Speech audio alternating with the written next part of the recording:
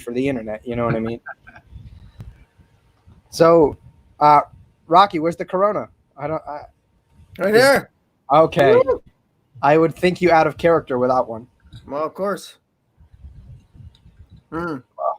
Definitely in character tonight. No problems there. I would be disappointed if ComicBoom did not come to a debate with ComicBoom. Did you like the Watchmen propaganda pieces? I did. I thought they were great. I love the quotes that you did and the way you changed the word bubbles and in some it was good. It was a lot of fun. I got a kick out of them. I thought they were funny. Granted, I made them, so I might be biased, but yeah, it was actually appropriate too because Rorschach being the black and white absolutist that he is. It was very appropriate. Very appropriate. Did you see the one that posted today? It was actually Manhattan. I posted a Manhattan one today. Did you? I don't know if I saw that one. I never. Yeah, I was just kind of got home and I just finished eating supper and I thought it was pretty appropriate to the lead up. Actually, I think I can screen share it for you to read it before we get underway with this thorough ass kicking that's about to happen. Let's see. Screen share. Application window. There you go. Look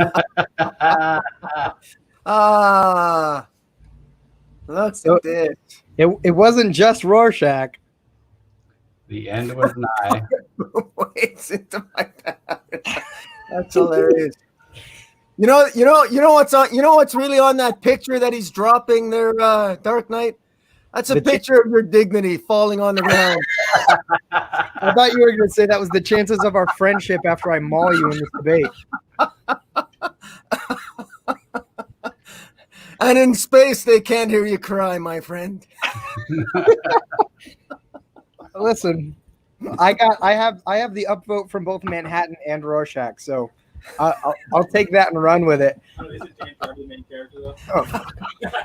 See, Tyson has this thing where he tried to make an argument that Dan Dreiberg was like the main character of Watchmen. I was many drinks in. Yeah, it was a drunkenness. I don't know if you can hear him, but it was many drinks in, and that was one of his least fine moments.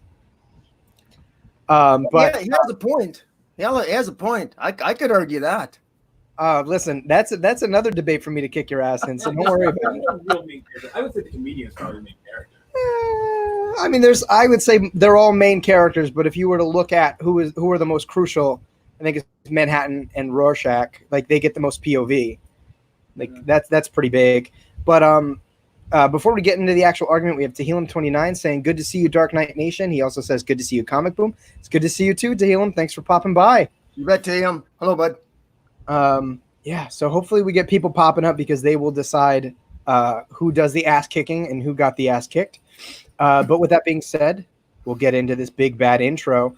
Hey guys, welcome to the monumental 50th episode of Let's Talk Comics, where myself and another co-host in the comic book community discuss one of the many facets of the storytelling medium. Whether it be stories, creators, constructs, or adaptations, we hit it all. This week, we are having a fun one, something that we don't do often on the channel, although ComicBoom and I do often bicker. There is a whole debate, a whole episode designated to us bickering. So, of course, I am joined by the Canadian Cape Crusader himself, my opponent for tonight, ComicBoom. And we are moderated by the ever-wonderful Jace from the Comic Source podcast. Gentlemen, how are you? Good. Good to be here. Yeah, I don't know about you guys. Good to be here. I bet it's definitely the same for you out in Arizona, Jace, but it's toasty as hell where I'm at. You know, for the last couple of days, it's been cloudy, so it's been like only 108 instead of 110.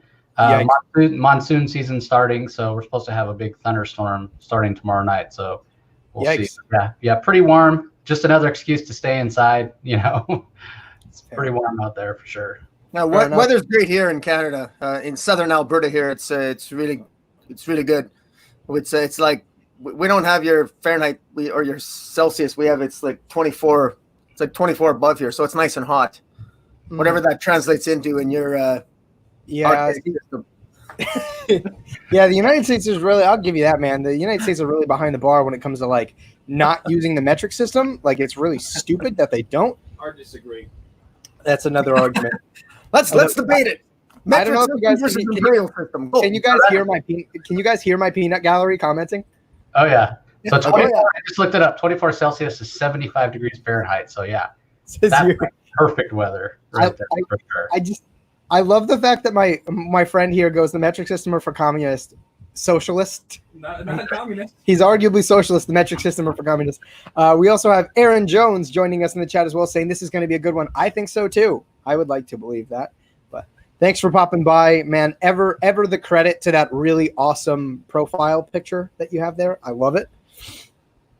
We also have Aaron VO. Hey, it's going to be a war tonight. That indeed. Be a war. Yeah, hopefully there's no blood left on the battlefield. Yeah, I mean, it's low stakes. You know what I mean? It's pride, although men do tend to hold their pride very close to the vest. So we'll see how that goes. But kind of getting underway. So for those of you that have not watched these prior two episodes of Let's Talk Comics, it all started when the three of us had a collaborative episode on comic book hot takes, on controversial comic book opinions. And I had said that I don't believe most readers quite pick up on Watchmen. And it eventually, got down to adaptations. And we talked about how I thought the film was a failure of an adaptation, but I didn't hate the movie itself. ComicBoom, in his Corona brand disillusion, disagreed with me. And it got into a varying number of disagreements about Watchmen as a whole, all kind of culminating in him being of the opinion at the time, and again, it might be Corona-induced, who knows, that the Watchmen was a tale more of heroism and redemption, and that there was a light at the end of the tunnel for Watchmen, and it was not the bomb from the movie. And I was of the mind that the critique of what Watchmen aims to approach is a little bit more pessimistic. It's far more leans into shining a light on these kind of more negative forces out in the world, using these very amplified and accentuated tools throughout Watchmen. So we have these very conflicting approaches. And so I guess, first of all, it'd be better off, I think, just to kind of generalize ComicBoom. What do you think Watchmen is doing? Like, in your own words, what is the purpose of Watchmen? What is Alan Moore accomplishing? Well, first, I should say, what is Jace is the moderator here, right? Yeah. So just to kind of give you guys, so maybe explain to me your role specifically in terms of what is there like. I've got a little notepad here. I'm just going to take specific notes on things that I think we want to hear from the other side on. So, and if, one of you starts to go on, for an extended period of time, I may, ask you to kind of hold that thought for a minute, give the other person a chance to respond, because, we want to have give and take. We want to have rebuttal and to, have point and counterpoint. So, we don't want somebody to go along and make like 8 different points and then the other person kind of loses their train of thought. So that's kind of where I see my role, because we do want to get, both sides equally to see where we kind of end up. Because in my opinion, I think, I was at, on that episode where this kind of started, took root. And I can see both sides. So I'm kind of interested to see, now that we're going to be focused on it, kind of how this all plays out. Yeah. Well, just to start, or to carry on from Dark Knight, your comments, to oversimplify what our disagreement was, and I'll certainly confess to a certain amount of Corona-induced wisdom, which even a couple ounces, which could trounce you on your best day, obviously. So, but let's be clear here. Is Watchmen a pessimistic tale? Is it the basically the tearing down of the superhero genre. And the answer to that is there's no question that Alan Moore had a lot of fun with this. He made, he got to the core of what the so-called superhero. And the irony is that Watchmen has always been talked about as this story that it really breaks down the superhero genre at its component parts, and it criticizes it, it rips it apart a little bit. And the irony, of course, is that there are no superheroes. In fact, there's no superpowered beings in Watchmen except for one character, and therein lies the great irony. So if, in fact, there's anything super in Watchmen, we're talking about human beings. So that's the first thing. So already we've got I would suggest some hope there, some empowering of humanity, because the superpowers, in fact, that the most human characters are, in fact, well, none of them have superpowers except Dr. Manhattan, whose very appeal lies in his godhood, which is influenced by humanity through the character of Laurie Jupiter. And I can't never pronounce her last name properly. Giuseppe, it's Lord Jupiter. But in any event, I will just caveat this, that there is a great deal. There is each character deals with morality in a particular way, and it centers around the question: is it ever morally acceptable to sacrifice the interests of a few for the greater good of the many? And I think I think Rorschach's character, who's very black and white, he's an absolutionist. He answers that in a certain way. It's you're either right or you're wrong. There's no in between. We have Ozymandias' character. He's got no problem, sacrifices the needs of a few in order to save the many. And then we got Dr. Manhattan, who is somewhat indifferent. He doesn't mind being controlled. At the same time, Manhattan, he'll interfere if it preserves humanity, but he doesn't deal with the nickel and dime stuff, the smaller stuff. So we got different approaches to morality, which in many ways is depressing, which I will grant you lends credence to your argument. Although I would argue that in the end, ultimately, I believe that there is in fact hope. There is a rebirth, as symbolized by Daniel Dreibart, and pardon me, Dreiberg, thank you, and Laurie Jupiter in the end, because they change identities at the end. They assume the identities of Sam and Sandra Hollis, and they talk about changing their costumes, and they change the color of their hair, and there's a symbolism of rebirth. But at the same time, I have to concede that while there's a rebirth, we also have, it ends with that button, with the blood on the button, so that the countdown still begins, which symbolizes that Armageddon, the end, is always almost nigh, just like we have Superman in the never-ending battle. So just because the end is always nigh, to me, that's the same as saying there's a never-ending battle. It's the same as saying Superman, you always strive, you always hope, and there it lies. So here's the thing, in that there are obviously elements that point to the potential of something more positive, but I think it is ultimately catering to the point that it is temporary, that the world that they live in snuffs out hope in pretty much every capacity. I think you see that in every way possible. And I don't think necessarily by having the quote unquote main characters be human, necessarily makes this more of an uplifting tale of humanity. In fact, I think every single one of those humans are corrupt or subject to primalistic urges. I mean, if you break down each one of the I would say the more stressed POV characters, none of them have really, they don't have really positive inspirations or motives to be heroes. I think of a good way to put a point on it. Does Rocky look up to any of the characters? That's fair, but the Peanut Gallery has spoken. I don't know if you guys heard him, but it's like, did you guys hear him? No. Okay. So one of the things that my Peanut Gallery here asked is like, would you look up to any one of the characters in Watchmen? And that's a very good point. You look at their motives and their inspirations. The only one of those characters who even has a remotely positive motive for being a superhero is an absolute fascist psychopath, and it's Rorschach. The rest of those characters are driven by selfish motives. Dan Dryberg is literally only Night Owl because it makes him feel confident, and it gets him up, it gets him off. I mean, the only reason he saved Rorschach was in order to feel confident, to get his sex drive up, to end up boning Lori. Lori is desperately in search of companionship. You have those moments even when she was young where she despises comedian, but the moment the comedian gave her that little bit of interest, that little bit of attention, as her and her mother were driving away from the new Minutemen meeting, she even gave him attention.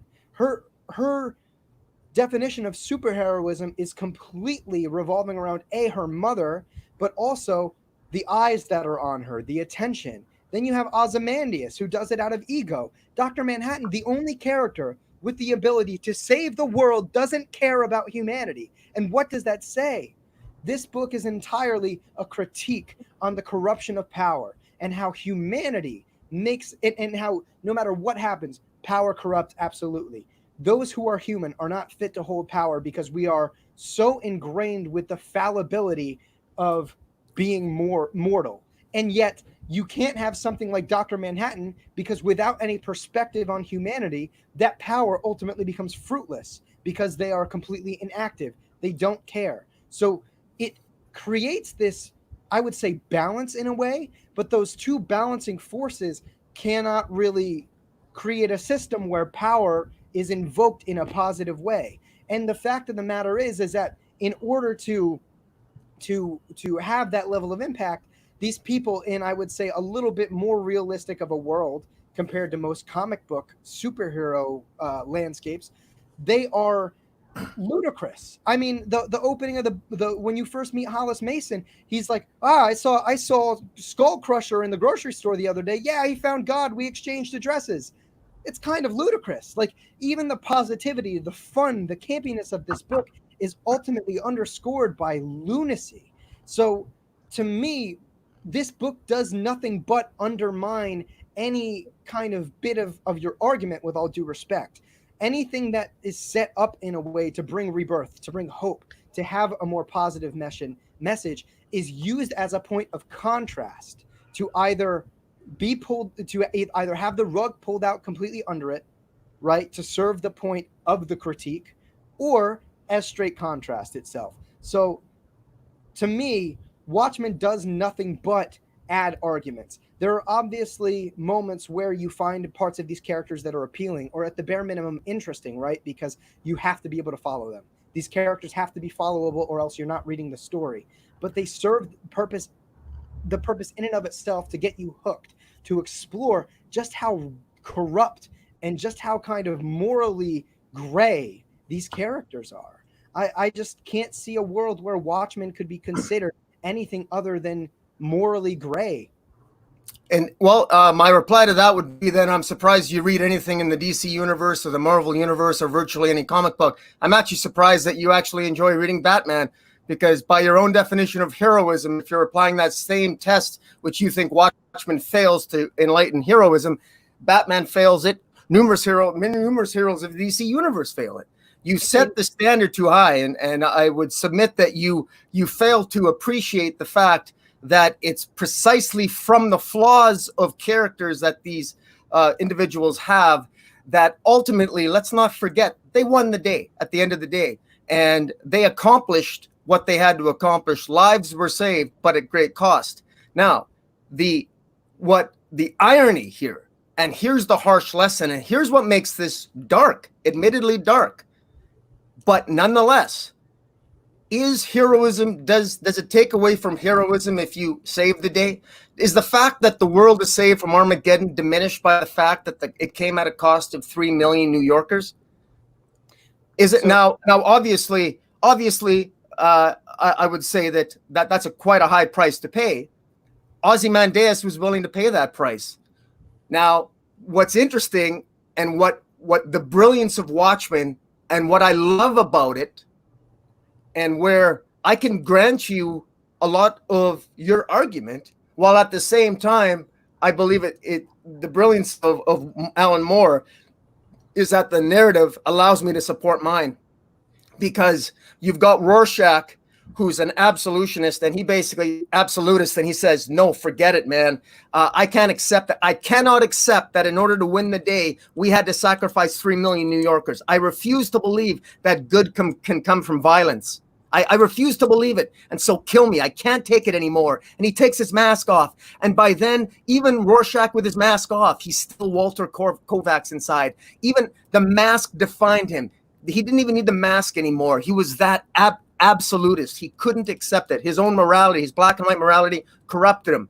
He could not accept the fact that good can come from a violent act, that heroism can flow, and that the greater good can come even through violence. Just like Laurie Jupiter had maybe a difficult time. Sally Jupiter, her mother, had a hard time to accept the fact that something so beautiful like her daughter Laurie could come from an act of violence, being raped by the comedian. Try. Can you imagine Watchmen being introduced as a comic book in today's world right now, with all the politics and the Me Too movement? A heroic feminist, iconic hero in Watchmen like Laurie, which you criticize as being someone who is just out for fame or is just out for companionship. Is that not heroic? Is there something wrong about that? Are you criticizing a woman who wants companionship? Doesn't everybody want that? Doesn't the failure of Walter Kovacs stem from the fact that he's alone? The desire for companionship is no longer heroic. Is the desire for companionship, does that take away from the heroism that might flow from it? What matters the motivation if the result is success and the betterment of humanity, or the preservation of it, as it was in this case? One thing let me stop you right there. One thing that's interesting that ComicBoom, you didn't address, that Dark Knight said. He talked about power, absolute power. Power corrupts, and absolute power corrupts absolutely. Is the saying. And you talked in the beginning about what's interesting about this, a critique on superheroes. Nobody has any powers. Nobody has any powers. So what do you say to him? What power is it that these people have? I would say they have agency. They take agency over their lives. They're trying to make a difference, despite whatever motivations. The end justifies the means. So what do you say to his point that the power that they have corrupts? Well, I guess I mean, look, it all comes down to choices, and that's now does that phrase "power corrupts" and "absolute power corrupts" absolutely. Well, look, I mean, the power. You look at the power of Ozymandias. I mean, it's power itself doesn't corrupt anybody. I've always maintained that it's not the power that corrupts; it's the choices of the people who have the power. Ozymandias had a choice. Dr. Manhattan is a hell of a lot more powerful than Ozymandias. And Dr. Manhattan, did you see Dr. Manhattan destroying the universe? Dr. Manhattan never used his power to force world peace. He basically stand by the sidelines. He actually let himself be used by the Nixon government. But he didn't interfere with the small crimes. He interfered to preserve humanity, but he didn't get involved with the nickel and diming, the small crimes and the petty crimes. Ozymandias is a narcissist. He believes very powerfully in his vision of things, and he's very much like Trump. He had a vision in terms of how he wanted to save the world, and was very particular in how he was going to go about it, and he was arrogant enough, and he believed that his shit never stunk, and he moved toward it, and that's exactly what he did. Now, as far as those were his choices. His power never corrupted him. He chose. And the problem when you say that, power corrupts and power corrupts absolutely is that you take away the person's self-awareness. Even Rorschach chose to be an absolutist. He chose to be black and white. It was his failure to compromise that led to his own death, because he couldn't live with himself. Whereas the heroes of this story are the most human, and that is Dan and Laurie, and ultimately Laurie finds her companionship, and so does Dan, because they're kindred souls, and they represent the average man. And at the end of the day, they have the agency, as you will, to move forward and to basically rebirth themselves and to start anew, even in the face of the fact that that doomsday clock is resetting. But you know what? It's always resetting. That's the power of humanity. We endure. That's a strong point. Okay. Dark Knight, what do you have to say to that? I have many things to say. I knew you would. First of all, you bring in Dr. Manhattan as this sort of barometer for the lack of absolute corruption and power, and the fact that Dr. Manhattan, first of all, did no good with his power. He didn't affect change by humanity in any positive way whatsoever. Aside from the fact that his overwhelming intake of stimuli prevents him from reacting. Right, he didn't stop comedian from shooting the Vietnamese woman. He didn't there are a number of things that he could have done. He could have began world peace. And the fact that Dr. Manhattan did not use his power is just as much of a message of the corruption of power in and of itself. There's a paralysis, but I think regarding him, there's an actual physical inability for him to interact with the stimuli, because if he were to consistently respond to stimuli coming from him at literally every moment of every day, of every second, of every hour, of every year, it would be overwhelming. You saw what happened the one time Dr. Manhattan reacted upon stimuli. He teleported an entire newsroom of people across the planet, and he went to Mars. He can't respond to those things. Absolute power has put him in a situation where he is nearly omniscient. He is pretty much omniscient, but nearly omnipotent. And so it becomes this absolute overload. And he, I think, is a bad barometer of doing inherently negative things with his power, because he just can't respond to stimulus.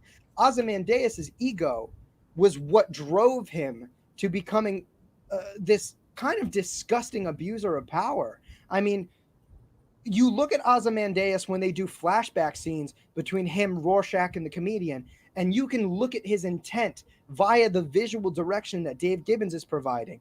He is doing it for people. When it comes to Ozymandias, when we find him during the present in Watchmen, he is so inflated on his own ego and power that he is more interested in being the savior of humanity because of that sort of pedestal it puts him on, because it makes him the smartest man in the world. He doesn't do it for humanity. He does it for himself. And I think the fact that you're looking for the book to explicitly tell you things is what leads you astray, because Watchmen is filled with nuance. Things are not really explicit most of the times. The most important things about Watchmen are these tiny nuanced things. For, you look at the idea that there's this positive outcome of Watchmen. This book should have conditioned you into thinking that this world was unsavable, and that what comes at that end is temporary. And you talk about how the doomsday clock resets, but the fact of the matter is that this world is getting worse and worse, to the point where the doomsday clock starts running faster and faster and faster every time, until there is an end that humanity cannot endure. Every single possible positive outcome that has ever occurred in this book has been completely stamped out. You look at the fact of the matter in this world that either extreme does not work. One thing that I actually picked up on very recently is if you read the under the hood, the back matter of Hollis Mason writing the book, Mo Vernon is the mirror image of the comedian, and he still cannot survive through that world. If you look at him visually, this is what drives the point home as well. He also visually almost looks exactly like Edward Blake. And he functions as someone who laughs at the world, no matter what mask it throws on, in a more positive way. He tries to put it in a more optimistic light, and yet he still killed himself. The comedian might have fared better by being this nihilistic satire of the disgusting world he lived in, and the world still got to him. No matter what you are in this world, that United States will get to you, no matter who you are. And the fact of the matter is the only reason Manhattan was in a position to do anything was because he had no emotion, and yet nothing was really done. There isn't any hard and fast explicit thing that Watchmen really says, aside from the fact that violence is bad. All of the nuance in Watchmen is what adds perspective. All of the nuance in Watchmen is what crafts the narrative experience and what the intent of Alan Moore is throughout this book. And I think that's what you're missing. You're looking at all of this very explicit stuff, but forgive me for saying, I think you're failing to look at all of the very deliberate small things that culminate in what Watchmen is truly trying to do. And it is criticizing absolution. It is criticizing the corruption of power through the fallibility of man. And that there is also a fine line between that, because if you stray off the path of man, you become Manhattan, who has the power, but is totally inactive and will not do anything. The end of Watchmen is ludicrous. I mean, they go through all those things, they put on new costumes, and everything is good. 3,000 New Yorkers get slaughtered.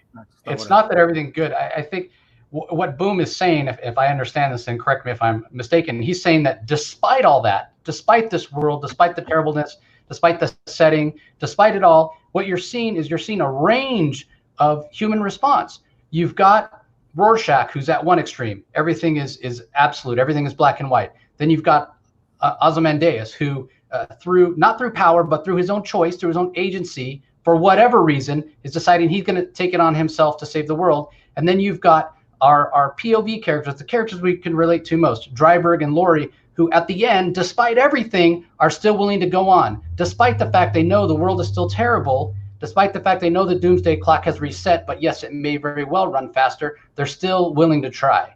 Isn't that hopeful? That's what you're saying, Boom, right? Like, despite everything, here they are. Here's the range of humans. It's not black and white. It's not gray. You know, I'm seeing Boom as kind of the one that is over here saying, hey, things aren't black and white. And all of a sudden, I'm looking over at Dark Knight, and he's got a Rorschach mask on, and this is the only way you can see Watchmen, and it is black and white. Yeah, I wrote it down like this, that the beauty of the story is that nothing is certain, and each individual's morality is of one's own making. No matter what, everyone can change, hopefully for the better. And there's that word, hope. Now, when I say hopefully for the better, there's no question that this particular story had a lot of pessimism in it.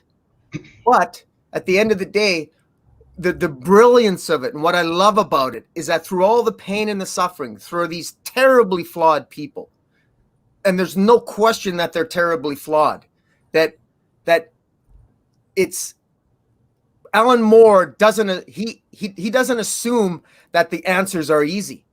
He challenges us and says, look, good things can come from horrible things. And a good thing came from a horrifying act of genocide by a narcissistic bastard in Watchmen. There's no question that that's a bad thing.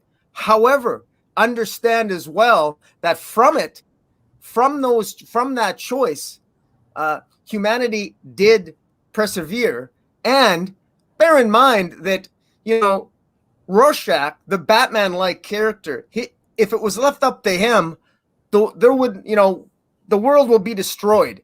Rorschach would have sacrificed the world as long as the bad guy got his comeuppance, as long as the people knew the truth. With Rorschach, there's no nuance. And Dark Knight, you know better than that. You know, life isn't about black and white. Everything's about nuance. And let me tell you something right now. The problem with America in general right now is that everybody's Rorschach. Everybody's black and white. Nobody's listening. You need more people in America like Silk Spectre and Night Owl. That's what you need. You need people like that, the people that are willing to listen to perspective and to understand that sometimes compromise has to be made, even in the face of following a horrific choice. That even if you have acts of violence, that even if you have a police officer who puts his knee on the neck of someone for 8 minutes and 46 seconds and kills him, that maybe, just maybe, all police aren't bad. It's not black and white. And that's what I like about Watchmen, is that it challenges the way we think. But you cannot conclude, if you're going to conclude that everyone in Watchmen is horrible and it's bad and it's this huge pessimistic picture, what does it say about the real world right now? Is really all hope lost in our current climate? Well, I mean, first of all, I think I was partly misquoted, considering I've explicitly said, like, Watchmen is gray. It's all about morally gray boundaries. It is complex. But the fact of the matter is that the world has put people in a position where even compromise becomes ineffectual. Also, I don't think it's a really fair... there's no equivalency, really, between the tumultuous political world climate we're in now versus Watchmen. Watchmen I think if you fail to see the fact that Watchmen is still very much an extreme, it kind of renders the argument a little bit inert here. First of all, when you look at characters like Rorschach, he is an absolutionist. There's a reason he failed. But even in Rorschach's absolution, his death was in and of itself almost a compromise in a way, because Rorschach always wanted out. That's the thing about that character. The only way he would allow himself to die was for the mission, right? Like there was no way he would let himself, in his own words, be weak and let himself out of the cage that the world has put him in. And when you look at characters like Laurie and Dan, their compromises aren't out of logic or out of rationality.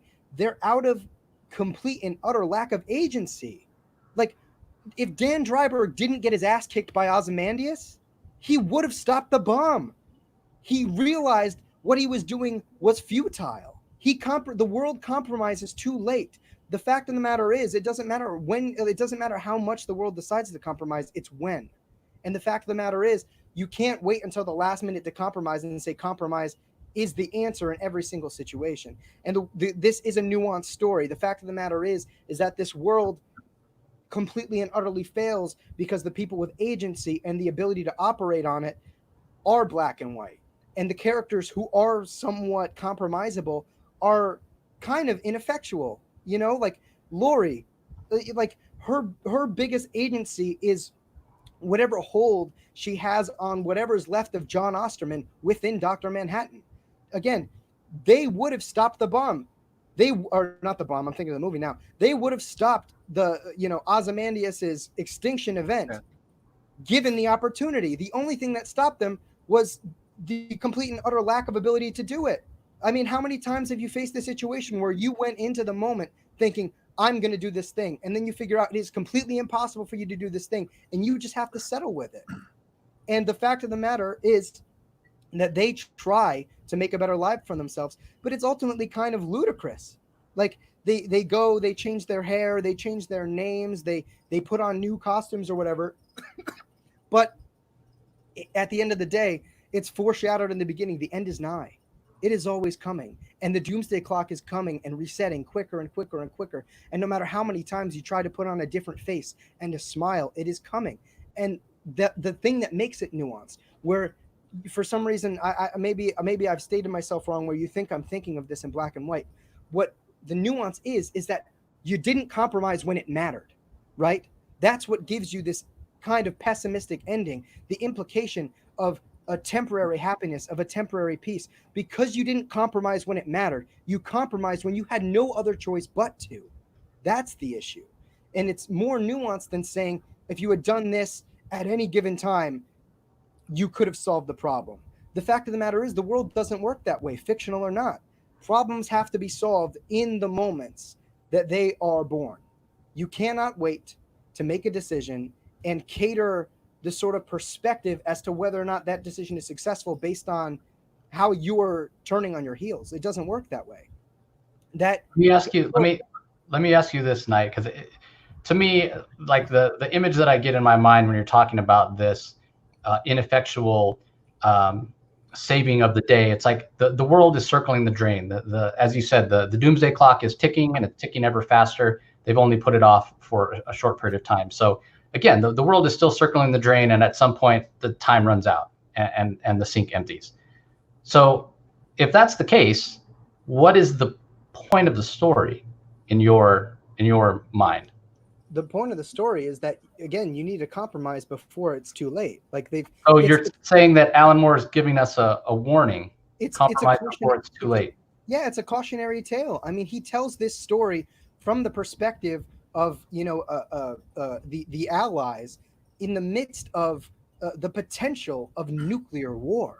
And the fact of the matter is, in that moment, I've seen and read nothing but people's experiences where they talk about how it feels very real. They feel like utter annihilation is coming. And what Alan Moore does in this book is ramp that anxiety up to 11 and remind you that we can stop this before we get there. The absolution in the form of Rorschach does not work. The ego and narcissism of Ozymandias does not work. Absolute power of Manhattan does not work.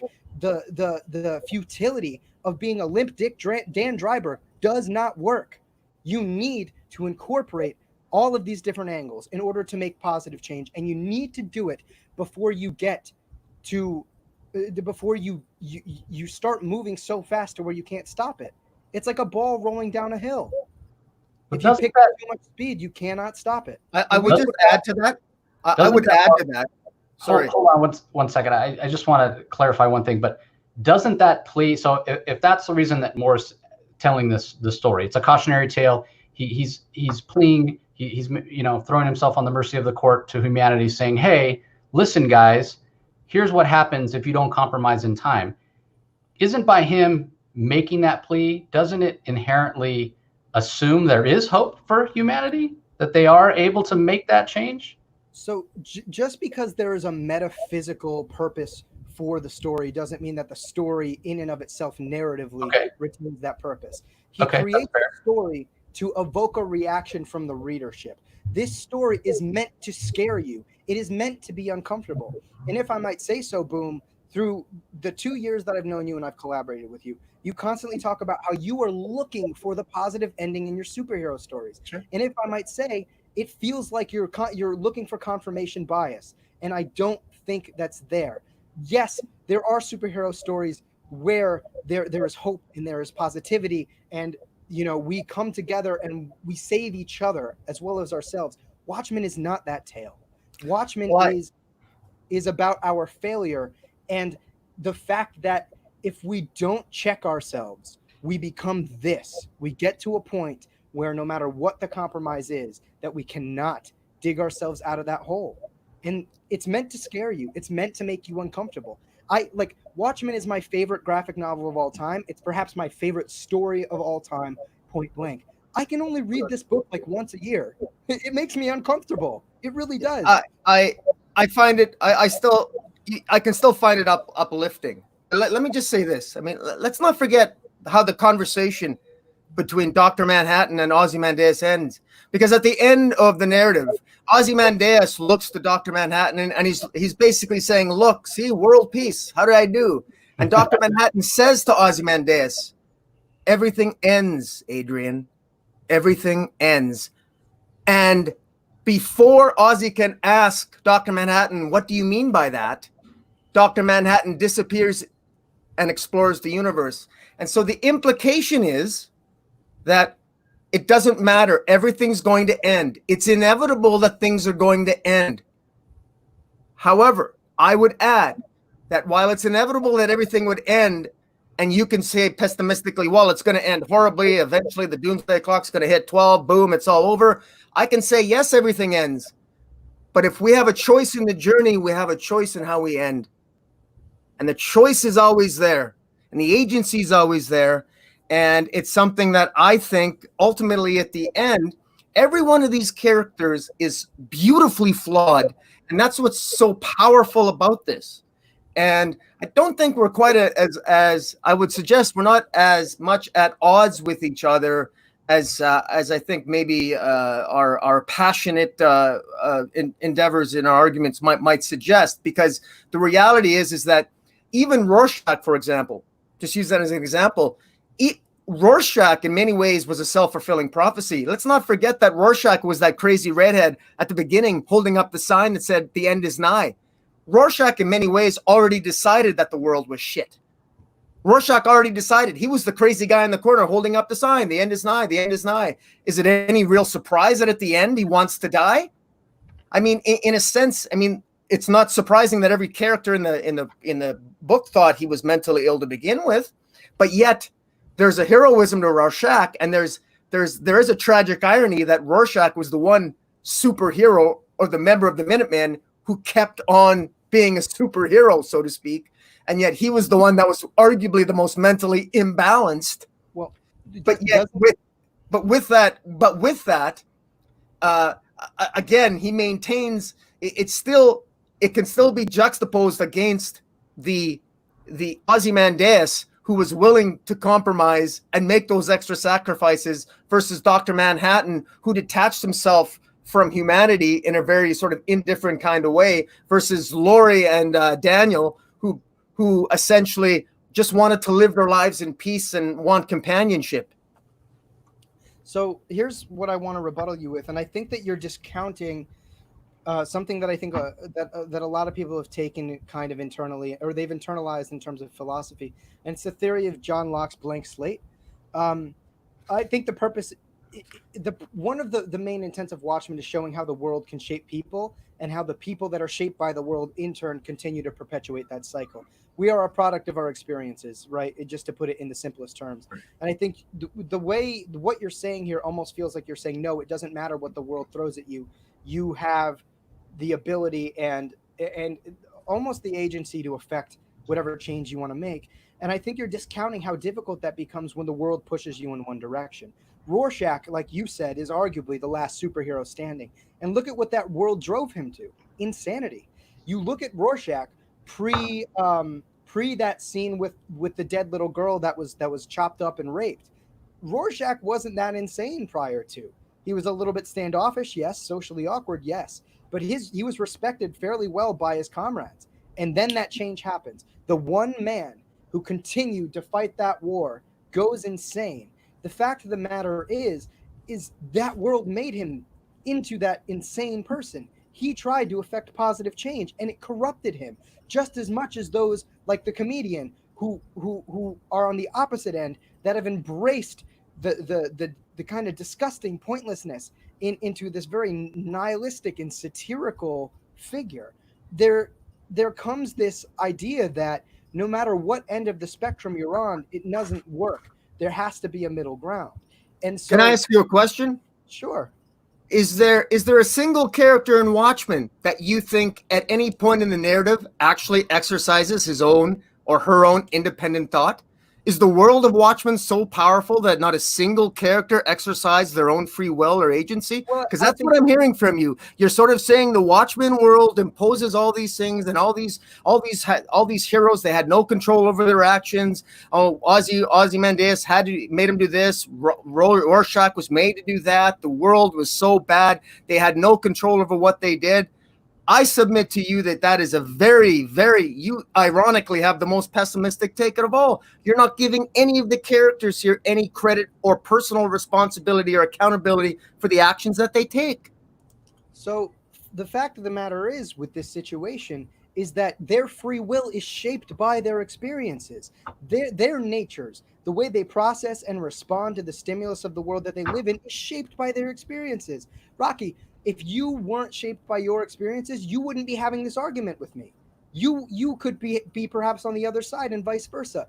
Our arguments are shaped on our experiences of the world, of this book, so on and so forth. So although we are of free will having this conversation, it doesn't mean that we're not impacted by the world we live in. And it is of that same scenario that I present my argument, is that yes, they do have free will, but their free will is shaped by the corruption and the moral kind of stickiness of the world that they live in. So while they are affecting traits, or while they are affecting changes, good or bad, they are still left responsible because they are their choices, and they can choose not to be that person. The ease at which, or the lack of ease at which, they do anything is a product of the experiences that shape them. For example, it might be easier for you or I to have a casual drink, but somebody who's handled abuse at the hands of an alcoholic parent might become completely scared of letting alcohol touch their lips. It doesn't mean that we're not making the free choice to drink. It doesn't mean that they're not making the free choice not to drink, but we are shaped by our experiences. So in that way, it applies exponentially to the Watchmen when you have a world that is so amplified into an extreme. You know what I mean? Those same experiences that they are taking in and acting upon are arguably more intense than the ones that we take in. So that's where it all kind of comes down to, is that yes, they're responsible for their actions, but those actions are prompted by their psyches, which are shaped by their experiences, their biology, and a number of other factors that we can't even begin to explain. At the end of the day, and Dark Knight has said this a couple times, and it seems to me that if you look at it from his point of view, you know, the glass is definitely half empty.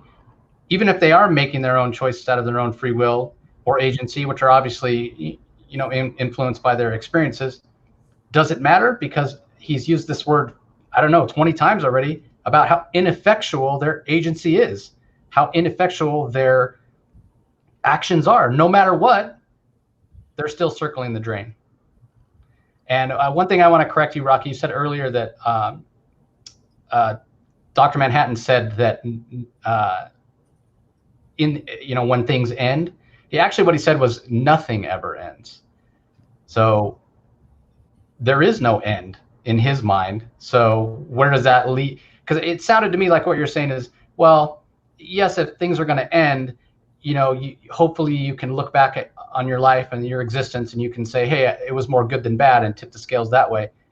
Dr. Manhattan, again, probably speaking to what Dark Knight said earlier about he can't get off the sideline, because it doesn't matter what he does, because nothing ever ends.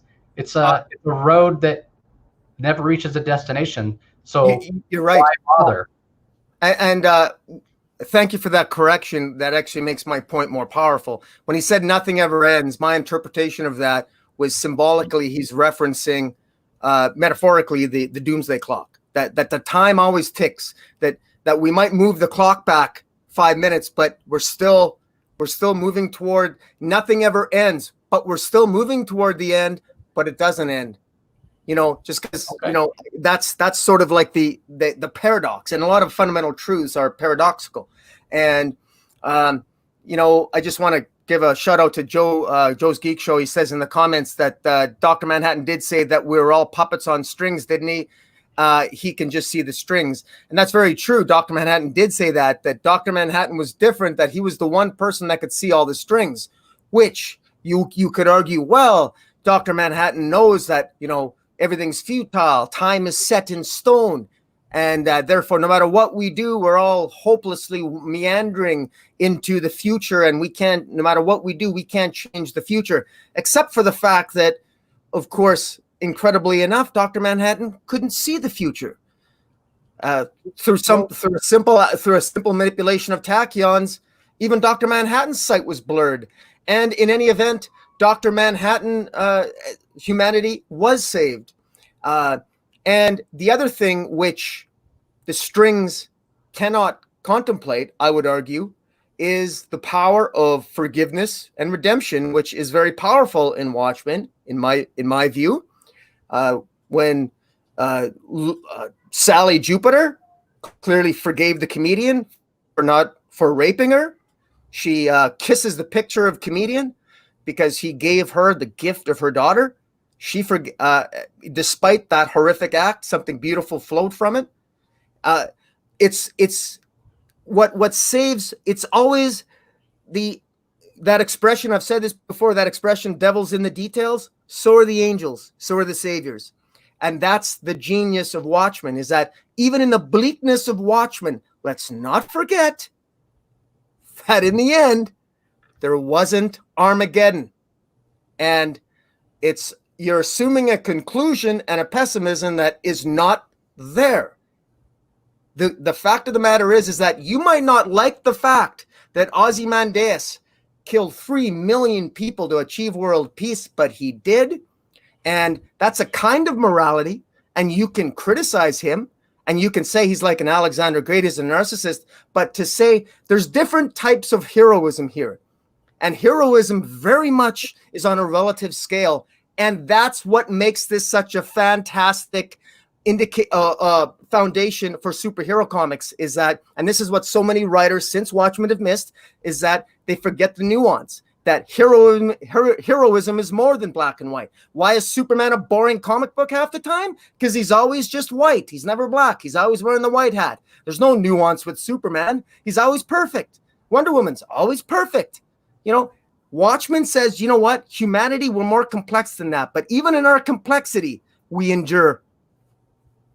Or are we left to our devices to continually bring on these types of events, the carnage? I mean, sure. When you look at something like Watchmen, the graphic novel with the carnage, it took blood running down the streets. It took body parts, torn apart, dismembered, sprawled across the city in order for humanity to come together, assumedly temporarily, right? It's always talk about the cyclical nature of time. And it took 2 atomic bombs to end World War II. And thank God for those 2 atomic bombs, because otherwise we would have firebombed the rest of Japan and killed hundreds of thousands, possibly millions of more lives. Sometimes the best results require harsh action. And I'm not saying it's right. I'm just saying it's the nature of humanity. And heroism is not as simple as I would submit that you're trying to make it out to be. And you're looking through Watchmen through rose-colored glasses, and you're saying it's not bright enough, and therefore it's all pessimistic. And I'm just saying no. I mean, when you look at the details, these might be reprehensible characters, but in the end, they still won, because even in the flaws, they're diamonds with flaws. They're not pebbles without. But here's the thing. There's this constant mention, again, we talk about the doomsday clock, how it's speeding up.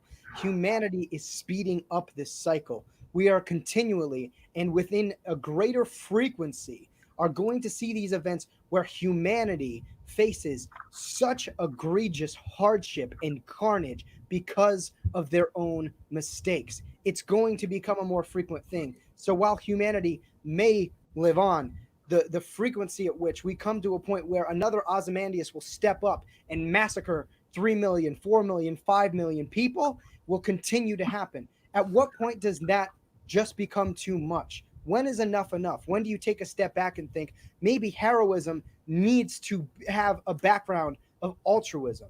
One of the constant things that this book meditates on is to whether or not the value of a heroic act depends on the intention and on the motive, right? And you look at characters like Rorschach, who initially, before he went completely insane, his motive was justice, to provide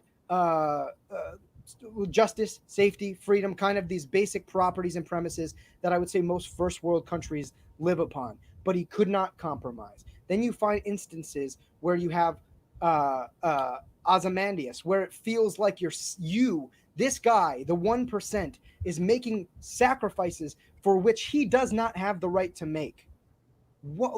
Who gives anybody that authority and that power? And the fact of the matter is that nobody should have that power.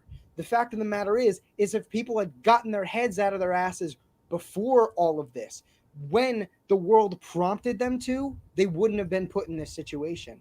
And what this story tells you is that the world is spiraling out of control. The doomsday clock will continually strike 12 because it strikes 12, for example, 2 times in a day. And you get to the point where, metaphorically, maybe it becomes 3, 4, 5, 6 times a day, because humanity needs to learn to take a step back.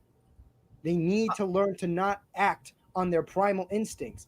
I want to interject and say that I don't disagree with you that we're always heading toward the doomsday clock. We're always heading toward midnight. But it's where you see the pessimism, you're focusing on the fact we're heading toward midnight. And I'm focusing on the fact that somebody's always there, despite all our flaws, to move the clock back, and we still endure. Is it back, or did we just go from 12 to 1 o'clock? Are we just going through the cycles again?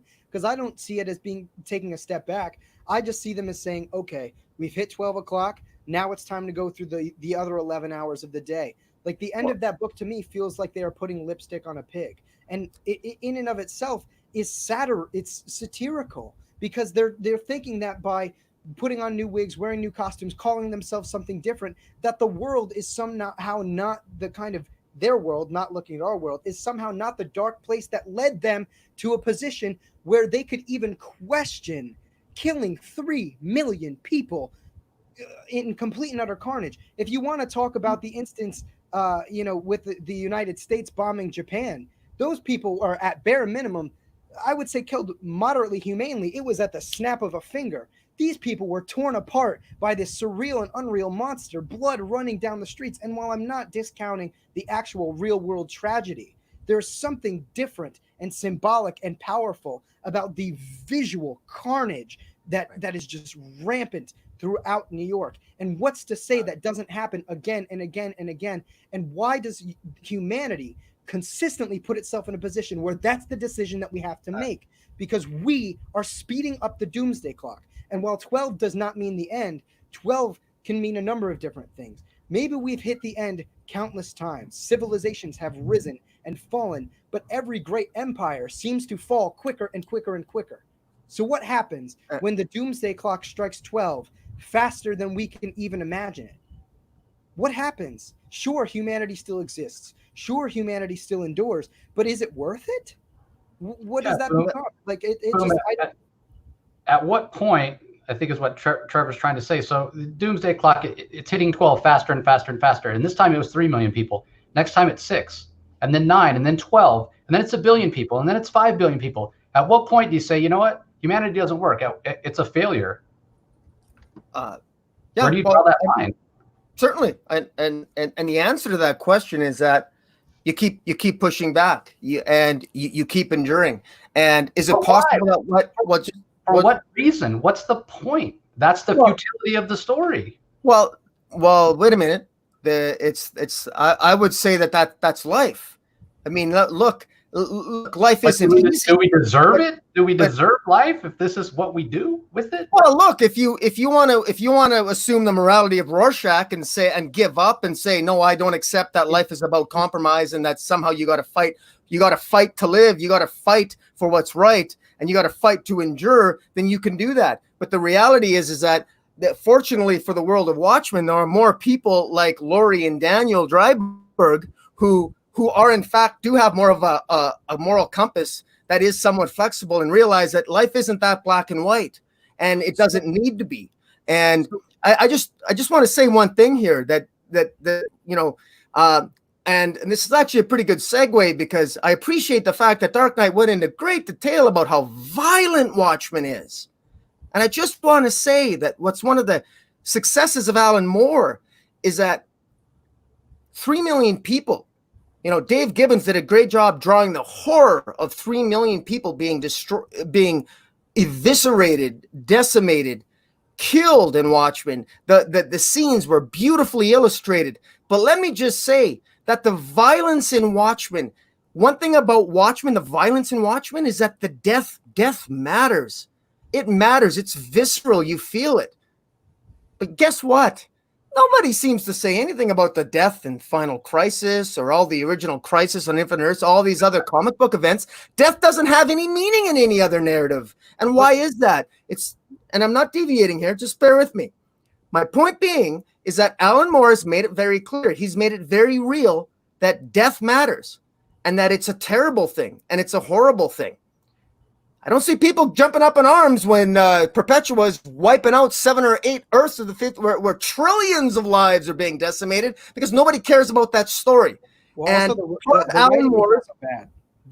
Alan Moore's statement with Watchmen is that this is the stuff that matters, and this is the stuff that resonates with people. And people remember actual death. When you experience death, it changes people's behavior. And so, to answer your question, 3 million people in New York died. It is very easy to believe that it led to world peace. Very easy to believe that it led to world peace. And I would argue that there's a very good argument to suggest that even though the doomsday clock is reset, people don't forget. Now, history does history repeat itself? Yes, we humans, we're a stubborn and cowardly lot. But at the same time, to sit there and to suggest that there's this, that you know, if it's so pessimistic, that if we as human beings are so pessimistic that if I wasn't a human being and I came to Earth and you were describing to me your race, you've done a great job of making yourself sound like a real pathetic species. Let me tell you. Wow, you are just astonishingly pathetic. And you've survived for how many? 30, 40, 100,000 years? Really? What is it about your race that allows you to endure? So that's what I would ask you. And this is a question that I think you look at Watchmen and you can identify and tell me that this is how bad the human race is. But at the end of the day, is that the evidence speaks for itself. The human race survived. It's still around. A narcissistic bastard though he may have been, made the right call. Because whether you like it or not, a human being, one human being in all his complexity, in all his narcissism, made a call. It was a tough call. And I'm not saying it's got to be pretty, but it worked. And the next time, I'm just saying the next time it can be another call. I'm just saying that we're more complex than black and white. We're not like Rorschach. And thank God, because what happened to Rorschach? He actually asked to be killed. That's his cowardice. And right now, we got America filled with a bunch of Rorschachs, and everybody says it's got to be my way. Whereas, you know what? All I'm saying is having somebody out there that puts a little bit of planning and said, you know what? Death has consequence. Death has meaning.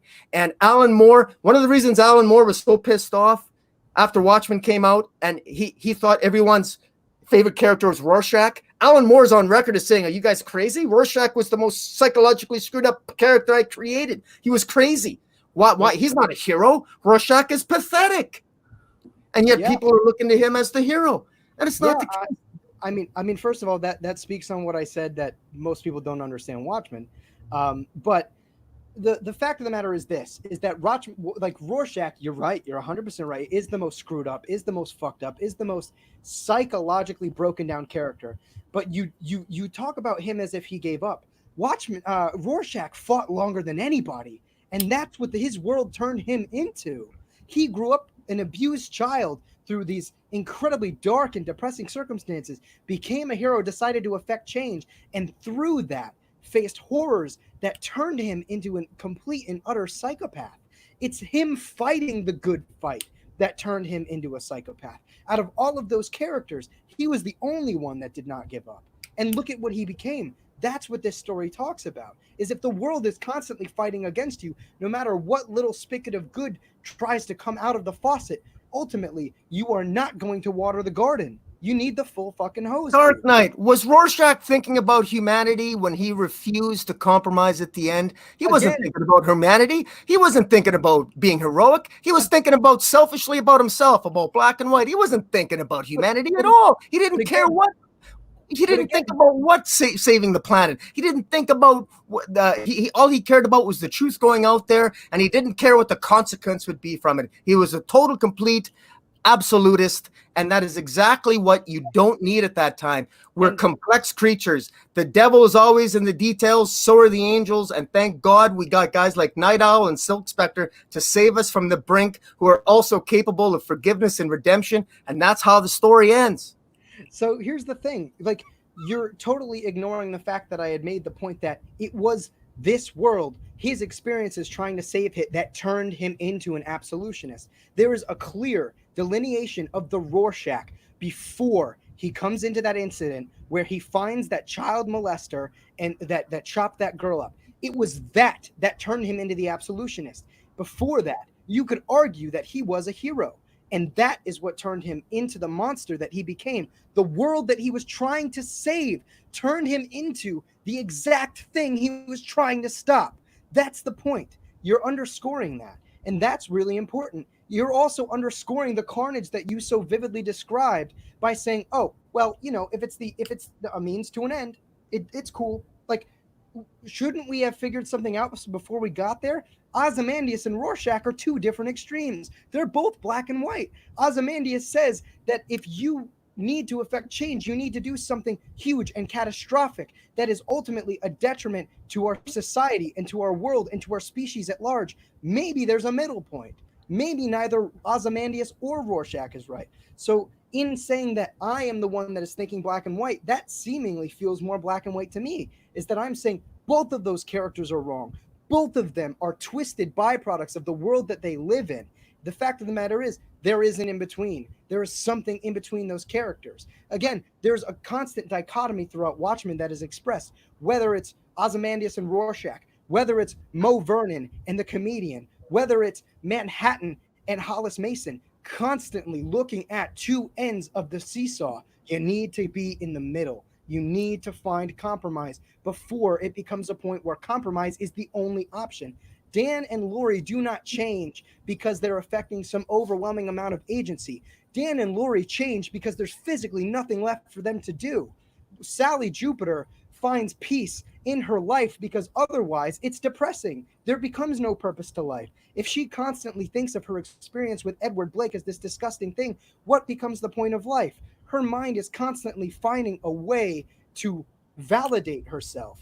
Like, that's what this thing is telling you, is that in a world that is so dark, it has driven someone like Sally Jupiter to try to find solace in a kind of disgusting event.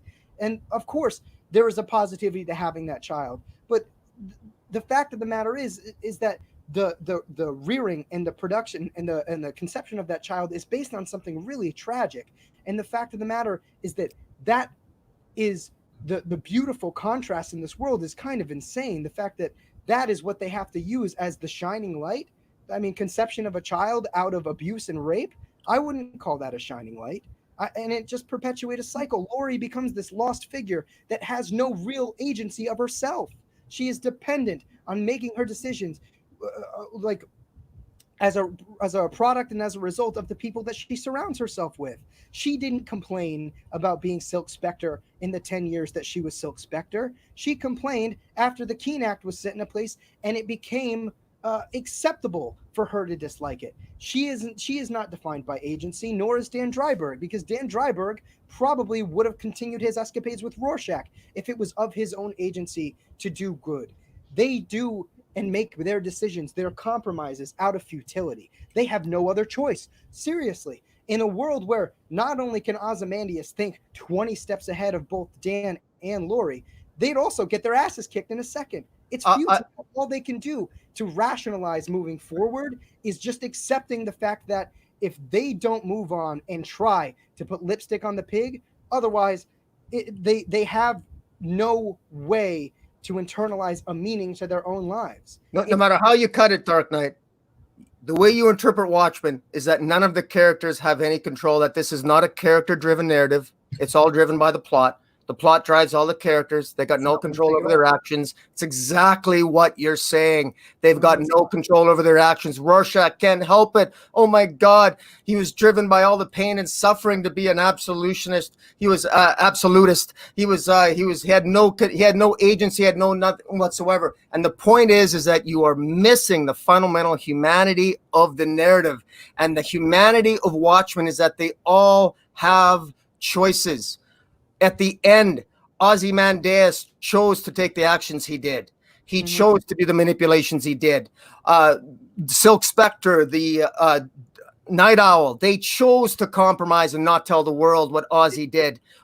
Rorschach chose the manner of his passing. He chose his fate. He knew he chose his death. He wanted to die. Those were choices that they made. But according to you, they had no power over that. And you're robbing this narrative. You're robbing Watchmen of the very thing that makes it the best-selling graphic novel of all time. I'm actually astonished. And I'm going to add to this is that when we look at the Justice League of America, there's different forms of justice. We got Superman, who's black and white. We got Batman, who's more of the detective. We got Wonder Woman, who's somewhere in between. We got Hawkman, who's more aggrieved. They all got their different senses of justice. But because they're always whitewashed and they're together as a team, sometimes Hawkman wins the day. Sometimes Batman wins the day. It's usually Batman because he's human. Sometimes Superman wins the day. And my point is that the Minutemen of Watchmen that were there in the 1940s, during the nostalgic times, some of the Minutemen would be successful. Some of them would win the day some of the time. And at the end of the day, one of them had to step up to the plate to win the day, and it happened to be Ozymandias. And guess what? He was the hero that world needed at the right time, and he had to make the right call. And I just want to give a quote. I want to give a quote of what Ozymandias actually said, which I think underscores his he said, Ozzy stated at the end, "I know I've struggled across the back of murdered innocents to save humanity, but someone had to take the weight of that awful, necessary crime." Now, I'm sorry, but there's a heroism in that statement that you might not like it. It might make you uncomfortable, but it's there. So, first of all, you're making the mistake of reading Watchmen with Justice League glasses. This story is in and of itself explicitly quoted as a deconstruction of the superhero narrative and of the genre. And you're reading it as if Alan Moore's intent was to develop these characters as a Justice League in a slightly more depressing environment. That's not what this is. It was. You're looking It at actually was. It's one of the very things he stated. He goes, people got the wrong lesson out of it. He said, he actually has openly stated that people took the wrong lesson from Watchmen. He was hoping to inspire better superhero writing. So that was more realistic, but instead we still get this pie in the sky nonsense of the Justice League. Let's deep down get into the character of these people. And that's what's so visceral and disturbing about it, but it's more revealing and it's more captivating. And that's what makes these stories, it's so visceral. And because right now with superheroes, we've got death doesn't even matter in the DC universe or Marvel universe. Death matters in Watchmen. It matters. You feel it. You feel it on every page, and you feel the sacrifice, and you feel the nuance. You feel the psychosis of Rorschach. You feel the narcissism of Ozzy, and you feel the pain of Sally Jupiter and her desire for companionship and ultimately forgiveness and redemption. You feel all that, and we feel that because he's honest and visceral about it. We don't feel that in the DC universe or Marvel universe anymore. But the fact of the matter is, you're reading it as if Alan Moore's primary intent was creating a blueprint for superhero comics, and it wasn't. It deconstructs it. It provides examples of how superheroism does not work and why this is not the solution. Idealism is not the answer, because idealism isn't absolute. Of course, Alan Moore probably wanted people to include more literary strategies in selling comics, because comic books were, prior to that, looked at as a storybook for children. So while I do obviously think that Alan Moore was hoping that some people would take his lead, I'm pretty sure Alan Moore was not looking to put the DC universe in a situation where Batman is dropping people out of an elevator shaft because they're getting off on getting the shit beaten out of them. That's you're looking at Watchmen as if, you know, ComicBoom wrote it. ComicBoom did not write Watchmen. Alan Moore wrote Watchmen. Thank God. And if you look at all of the evidence throughout Watchmen, it goes to show you that these characters are not truly heroic. There is no altruistic motivation behind their actions. Again, I've said this before, one of the meditations is trying to find value in heroism, dependent on what the motive behind it is. And you were saying that, you know, Ozymandias in and of itself, because he does this thing, is ultimately the greatest good that this book is seeing. And that's not true.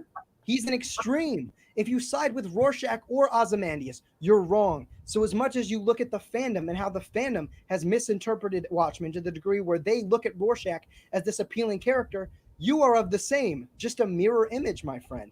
Ozymandias is the other side of that coin. Ozymandias is the extreme that he goes to an absolute disgusting extreme that doesn't need to happen in order to accomplish a temporary means. Humans will continually perpetuate this cycle. People will always try to find a foothold of authoritarianism in order to exact their agenda. What tells you that the world after Watchmen is going to continue to perpetuate this positive lesson learned from this? Look at the United States. We had one of the greatest terrorist attacks in the history of the country 19 years ago, and look at where we are now. How much did we learn from that? Nothing. Absolutely nothing. 19 years later, the United States is more divided than it's ever been. So what lessons are they going to learn in perpetuity from that? It continues. The thing about Watchmen, there's conceptions of time, the flowing of time, the cyclical nature. But the thing about Watchmen is that if we keep going down the road that we're going, the clock speeds up. We learn lessons, sure. Are they temporary? More than likely, yes. Every single positive lesson learned in Watchmen is ultimately suffused with the overwhelming potential and inevitability of humanity to fuck it up again. And that's that's what Moore is getting at, is that if you don't stop, this is what we become. We put ourselves in a situation where goodness becomes futile, where even the opposite end becomes futile, and where the end becomes nigh. That is what Watchmen is saying. It is a cautionary tale. So while I do believe that Alan Moore was trying to evoke a very different reaction in people that wasn't trying to depress them, it was trying to scare them into not becoming that world. In a place where people feel the need to put on costumes and these silly little things to satisfy these weird primalistic urges for either power, sex drive, a number of different things. None of those heroes are altruistically motivated. I mean, you look at Hollis Mason, who is arguably probably the most sane person in the entire story, and he talks about his experience becoming a masked figure, and it's lunatic. I just had fun, I'd go out with my cop buddies and have a couple beers, and then I'd go out and dress up as Night Owl. It's stupid. It's dumb. It's not altruistic. He realizes in his old age that it's just this futile thing of a grown man like going out and playing vigilante. It's not fulfilling anything. Characters like him have the agency to do something more, something greater, something with an impact, but they succumb to these very primal, selfish urges to be superheroes for whatever means. Again, you look at the Watchmen. Dan Dreiberg doesn't do it to help people. He's not making a compromise because it's the right thing to do. Dan Dreiberg makes the compromise because he's frankly, this limp dick guy that cannot step up to challenges. That's like, and you look at Lori Jaspexik. She is defined by the people that she is around. She does not affect change on her own. She affects change based on the various scenarios and the social circles that she keeps. I mean, you are demonstrably wrong about Dan Dreiberg. You're demonstrably wrong about it. He absolutely is choosing to be Night Owl. And as a matter of fact, the evidence is actually in the final page, because when they at the very end, they actually talk about the new suits that they're going to create for themselves, because they're going to start crime fighting again under new identities. They actually say that. So he wasn't doing that to get an erection, as you would suggest. Okay. And again, to suggest that somehow that this meaning that he had is his entire Night Owl thing was premised upon some cheap way to get dates or to get an erection. I mean, that is in my view a misreading of the character, really fundamentally, and insulting to the character when you actually look at his character journey from beginning to end. Secondly, I'm going to address something some Okie dude said in the chat. He says, but boom, siding with Ozzy is as flawed as siding with Rorschach. I want to be clear about something. I'm not siding with anybody. My point is that each of these characters has a different approach to morality, and each one of them successfully defeats evil, but not all the time. You can have Rorschach when he throws a bad guy down an elevator shaft. Granted, it's a little bit of an overkill, but he gets his point across, doesn't he? And the guy who falls down the elevator shaft ain't going to do that crime again. And now you could say that's unnecessary. It's harsh. Okay, you should say Ozymandias. Now Rorschach's fairly useless against preventing Armageddon. Ozymandias, a multi-trillionaire on the Watchmen universe, he knows what needs to be done to prevent it, and he does what needs to be done. And it's that I can reference the Batman movie. Sometimes you live long enough to become the villain. Maybe Ozymandias was willing to be the hero long enough to maybe become the villain. But at the same time, he saved humanity. And again, you're looking at this from you're trying to judge this by individual action, Dark Knight. You're trying to say, well, how can you respect Ozzy, or how can you hold this viewpoint here or this viewpoint? I'm saying, look, this is a complex question. And the brilliance of Watchmen is that it understands that human behavior is complex. It's not black and white. All right. It's not conveniently wrapped up in a Deus Ex Machina ending, and that there are harsh realities that come into play. And sometimes the best outcome is a result of the worst possible actions. And as much as I hate that, and maybe that's a statement about humanity, it is a statement that humanity finds a way to endure. And that's what makes Watchmen so compelling. And ultimately, look, maybe I should rephrase it this way.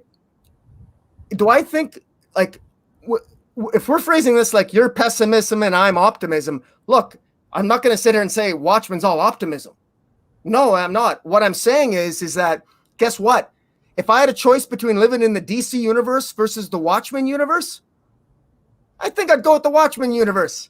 How many crises happened in the last 3 years of the DC universe? How much? Seriously, you want to talk about good versus evil. All right. If we're, every time Batman has a whim, his obsessions, are his obsessions any worse than Rorschach's? If you really want to get down to it, they're just sugar-coated. My point is that humanity endures, And as much as difficult as the choices are in Watchmen, you sit there and you nitpick. You nitpicking a guy on the basis that he goes out and, God forbid, he has sex with Silk Spectre after a night of fighting crime, and you're taking away his entire reason for existing. Give me a break. The guy's getting laid after a night of crime fighting, and you're taking away his motivation. First of all, you're fundamentally misunderstanding Watchmen on multiple degrees here. So first of all, again, you continue to compare Watchmen to characters and to worlds and to stories that Watchmen is actively deconstructing. You cannot make those one-to-one comparisons. Of course I can make the one-to-one comparisons. By your own definition, he's trying to deconstruct the very worlds I'm comparing it to. But that's the fact of the matter is that it's deconstructed. It is not a one-for-one comparison. There's no direct variation here. The fact of the matter is, first of all, you're comparing Ozymandias, a guy who manufactures his own success in toys, products, and whatnot. Bruce Wayne in The Dark Knight didn't even want to be recognized for what he did. He did the greater good and chose to not take the credit for it. So, first of all, like the comparison's null and void. Second of all, what really gets Dan Dreiberg back in the suit? What's the first thing he considers literally in his mind? He remembers his intimate relations with one of his superheroines. It's the potential of satisfying Lori. Like, it's a sexual thrill. When he saves Rorschach, it's not because it's the right thing to do to stop Armageddon. He does it because it arouses him. Like, it's all selfish. The fact of the matter is that he's not doing it because it's the right thing to do. He does it because it gets him up. Like, look at the world he lives in. What drives him to put the suit on after 10 years of inactivity? What does it? What's the first thing he considers putting on the suit? The agency that it provides him, this weird confidence and like sexual prowess that it gives him. He's not doing it to save humanity. He's doing it because it makes him feel good about himself. I mean, when I go to the gym and what relevance does that have to his heroism? What relevance does his motive have to his heroism? First of all, I haven't interrupted you today, so I'm going to keep talking. But the fact of the matter is that I've never feel more good about a workout until after I'm done pumping iron and I look at myself in the mirror. And Dan Dreiberg is that to the nth degree. His superheroism makes him feel more like a man. It gives him agency. And he's not doing it to save people. He's doing it for himself. You're looking and yet he saves people. And yet he saves people. Okay. So when, King of New York City and he does good things in order to get power as a means to get to the end of absolute power to stop Daredevil or to stop Spider-Man, does that mean those programs that he put into place are ultimately backed by altruism? They're a means to his own selfish end. Ozymandias saves humanity because he wants to be the smartest man on earth. He wants to be the savior. He mass produces his own quote-unquote heroism. What is that? I mean, you even look at the actual physical successor of the Watchmen in Doomsday Clock. The success of Ozymandias is temporary. And the fact of the matter is, you want to look at the character's agencies to do anything. Manhattan, after the beast is set loose, he then regains his intuition of time. There's no way Manhattan did not know that journal was going to be read, because the only thing that messed with his perception of time was the tachyons charging up the generator for the beast. When that was over, he regained his complete and utter perception of time and awareness. He knew Rorschach was going to bring Ozymandias's final plan down to ruin. It like you continue to look at this as if this is a superhero story. This deconstructs superheroism. It points at all of the things that superhero comics do and say, this is lunacy. This doesn't work. People don't do this. And the point is, so I was going to say, the point is not that superheroes can be human. It's that humans can be superheroes. That's what I'm saying, because this tale only has one superhero in it, and that's Dr. Manhattan. And my point is that you ascribe, I don't I frankly don't feel that the motive of doing something heroic is relevant at all. I don't give if the guy who saves my daughter's life has an erection while he's doing it, I don't give a shit. He can get off on it. Is my daughter's life saved?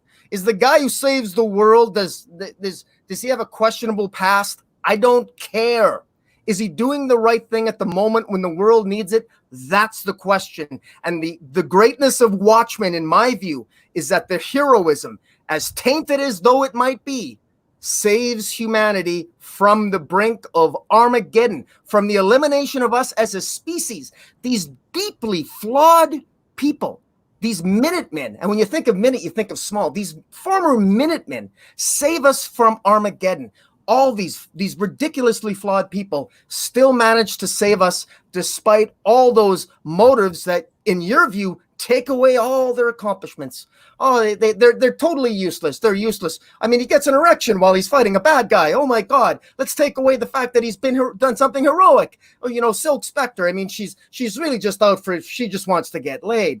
Oh, and her mother got raped by the comedian and forgave him and had consensual sex with her rapist years after being raped by him. Oh my God, violation of the Me Too movement. How terrible. Let's discard all this cowardly lot, despite the fact that at the end, they won the day. And let me tell you something. I will say this right now, that if there's anything that's going to save our world right now, and you want to talk about, you know, breaking down and deconstructing the superhero universe, it's deconstructing our world right now too, as far as I'm concerned, because right now we live in a world that's ridiculously black and white, and there is no compromise. And if we're going to be saved in our world right now, it's going to be saved by very flawed people. Very flawed people are going to save us. If we can be saved, it's going to be a very flawed person. And my hope is that people will at least give these flawed fellow human beings of mine a chance to save it. Sure, but do we need to get to a point where somebody as flawed as being willing to murder 3 million people becomes the only option? Do we need to get to that point? Or that's the question, right? Like, I don't know, but it's a good question. The fact of the matter is that humanity has put itself in a situation where that becomes the only remotely quote unquote viable outcome to save humanity. And yet the doomsday clock continues to tick. It never ends. It happens again. We're in a cycle because we continue to make the same mistakes and we don't learn from them. That's what Watchmen is doing. This outcome doesn't lead to paradise, right? We're not re-entering Eden. We're not absolving ourselves of the original sin. The fact of the matter is we have this lesson to be quote unquote learned, and we continue to make those mistakes, and we continue to do it more harshly and more frequently, time and time again. And I think it becomes really reductive to kind of boil the argument down to the fact that, okay, maybe their heroism isn't based on altruism, but because they're doing good things means that everything is good, everything is chipper, the world is a wonderful and fantastic place, but we're flawed and we're fallible. And of course the people who are going to save the day must be fallible because that's what humans are. But what happens when the only potential outcome to save humanity is disgusting and brutal and vile? Can we not save humanity before we get to that point? Watchmen, again, is supposed to scare us. Although it is supposed to affect an outward change of humanity via the reader meditating on what Alan Moore is doing, these heroes ultimately perpetuate a story, a narrative within a world that is corrupt. It is beyond saving. Putting lipstick on the pig will not save humanity.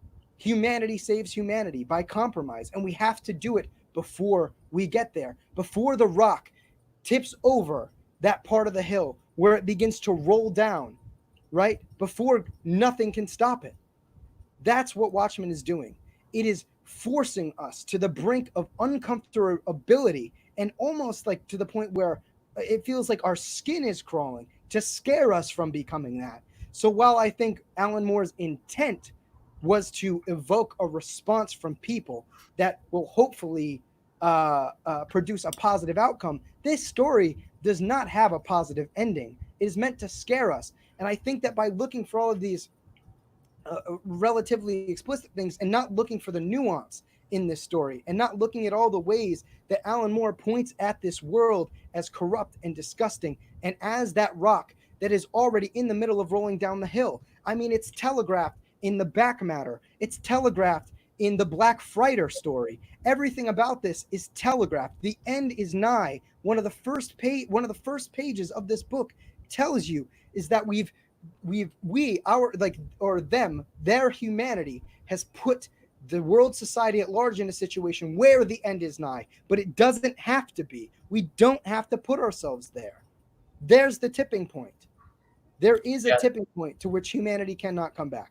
So what's interesting is, as somebody even said in the comments, it's up on the screen, and I think you're both right in a way. So what's interesting is Dark Knight he's focusing on the journey. He's focusing on, hey, this is the story, this is the warning, this is what Alan Moore is trying to say. And no matter what, in the final outcome of Watchmen, we're doomed to repeat ourselves. This is a failure of humanity, and this is the warning. Boom's on the other side saying, yeah, I get that. I get that that's what Moore is trying to say. But if you look at the end of the story, if you look at when the clock was about to strike midnight, we were saved.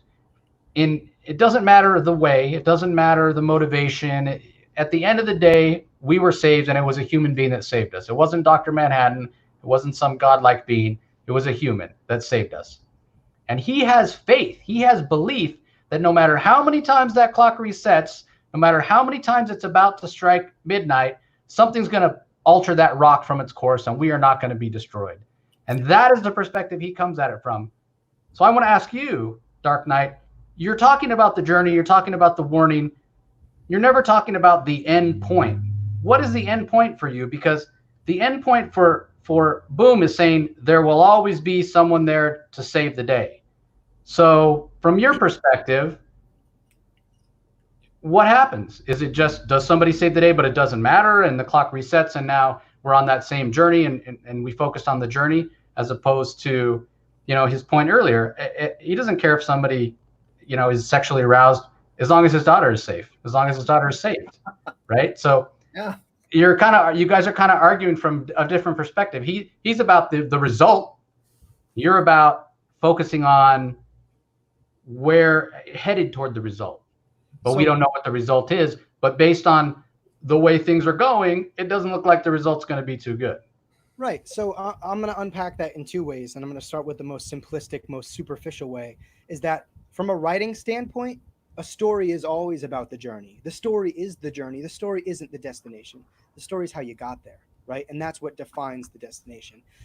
In regards to this specifically, again, I believe that this end is really just 1 o'clock. I think we've hit 12. And I think that as 12 becomes more and more frequent, right, as we continue to strike 12 on the doomsday clock time and time again, and as the time between each of those midnights begins to decrease, things become worse. And what happens when every single one of those numbers on the doomsday clock is 12? What happens when we get there? Do we put ourselves in a position where although humans endure, is a life where the only number on the clock is 12 worth living? Or can we stop ourselves before we get to that point, before humanity puts themselves in a situation via acting on black and white premises, by being Rorschachs and by being Ozymandiases? The fact of the matter is that he didn't bring the clock back. The clock hit 12 the minute he pressed the button. We're just back at 1 o'clock, baby. And you know what? Now you hit 12 o'clock where you would have hit 11. And then the next time we're going to hit 12 o'clock where you would have hit 10. And the next time, so on and so forth, until you hit 1, 2 is doomsday again. And it gets worse. So what happens when you're constantly living in a world where every hour is doomsday because of our own fault, because of our inability to compromise when we needed to most? That's what Watchmen is telling us. What happens then? What happens when every number on the clock, all 12 numbers, are midnight? Right. According to Boom's faith, there will always be somebody when it's about to hit 12 to save us. That's his belief. But again, like, this is what I'm saying, is that we weren't saved. Like I said, the minute Ozymandias decided to unleash total and utter carnage on New York, he didn't stop it from hitting 12. He moved the hand of the clock himself to 12. And he started moving up the cycle. He didn't save us. He perpetuated a flaw consistently found within humanity, in that he felt that one man had the choice to make over millions of lives. That's the issue, is that we as a species, as a culture, as a race need to come together before you put the fate of the world in the hands of an egotistical, narcissistic bastard that feels like he has the proprietary control to make the decisions for people that will not impact him. Why did he not plan to unleash it on himself? Why did he not decide to feel the full weight of his own catastrophe? Because he's selfish, because he did it to be the savior of humanity, not to save humanity. And the fact of the matter is that action was in vain, because humanity was not saved. The doomsday clock was sped up, and he was consistently perpetuating a cycle where each number on the clock is replaced with 12 more and more and more. So what do you say to that, Boom? Humanity wasn't saved? I don't know. I thought at the end, minus 3 million people, the rest of them survived. Did I miss something? Or well, no, you didn't miss something. I think it's the fly in the ointment of Dark Knight's argument, I say with respect. Now, let's be clear. In fairness to Dark Knight, the ending of Watchmen was deliberately left to be uncertain. And so we are both right. If Dark Knight said that, well, it's not shown, but Armageddon occurred after Watchmen. And I would be right if I said it didn't occur. So I mean, we can't really argue that. It's left deliberately uncertain at the end of Watchmen. And let's be clear. Prior to the end of Watchmen, I mean, there's no question that Ozymandias, reprehensible though you might find his personal traits to be, saved the entire planet. But the cost, of course, was 3 million lives. And that's a terrible thing. But I'm a little bit disturbed that you're belittling Ozymandias' accomplishments. That's rather a pretty big thing on a character's resume, saving the planet. I mean, to be that dismissive and say, well, you sped up the clock. He didn't speed up the clock. He, in fact, moved it back. He saved, let's call it what it is. So now you can speculate and say that Rorschach delivering the journal to the New Frontiersman magazine, that they're going to publish that. And we had an alternative take on the sequel with Doomsday Clock with Jeff Johns. And Jeff Johns actually had the Watchmen universe be destroyed in Doomsday Clock. So you have that. Jeff Johns clearly feels that was the outcome, but that's not a given. And in fact, it underscores my primary point that all of these characters have different ways and they approach heroism in different ways. And it's the mixture of all these flawed people. Rorschach flawed because he's black and white. He's an absolutist. And again, Dr. Manhattan, he's like the god in the machine. He's sort of indifferent to humanity. And then you've got then of course you have Rorschach himself. I mean, the bottom line is that the way that they approach how they fight crime, together they're a hell of a team. Now, what I find amazing about Watchmen is that you can even say we got lucky. We got lucky. Ozymandias had a ridiculous plan, and it actually worked. Even he seems surprised at the end. There's that page where Ozymandias is going, I did it. Even Ozymandias seems surprised. I can't believe that actually worked. I accomplished world peace, but it worked. And I think that you're so judgmental of humanity, Dark Knight, and I agree with you.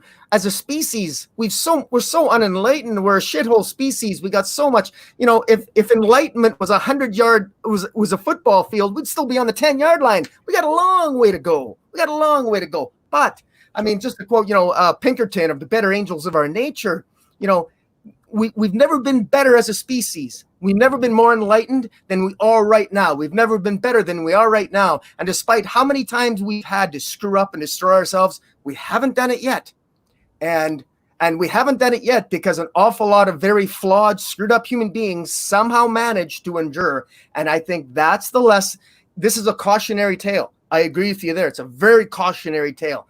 This is Alan Moore saying, look, guys, step back here. We talk about superheroes. Let me tell you a superhero story that only has one superhero, but a bunch of idiots dressing up in tights, thinking they're superheroes. Look at all these flawed idiots. But they did something incredible. They saved the world from nuclear annihilation. Still flawed, but I'm just saying there's hope there. And I say again, I'm going to double down on this. The forgiveness and redemption of Sally Jupiter at the end, when she kisses the picture of the comedian, her rapist, she forgave him. At the end, it's about forgiveness and atonement. That's at the end. That even in a world like Watchmen, one act can redeem the world. And that's what happened. And you could argue that one kiss on that picture of a man who raped her, but they gave birth to a beautiful girl who contributed to the saving of humanity. From an act of violence came the birth of Laurie, the second Silk Spectre, who contributed in some small way in the savior of humanity. And there's something very powerful about that. Very powerful about that.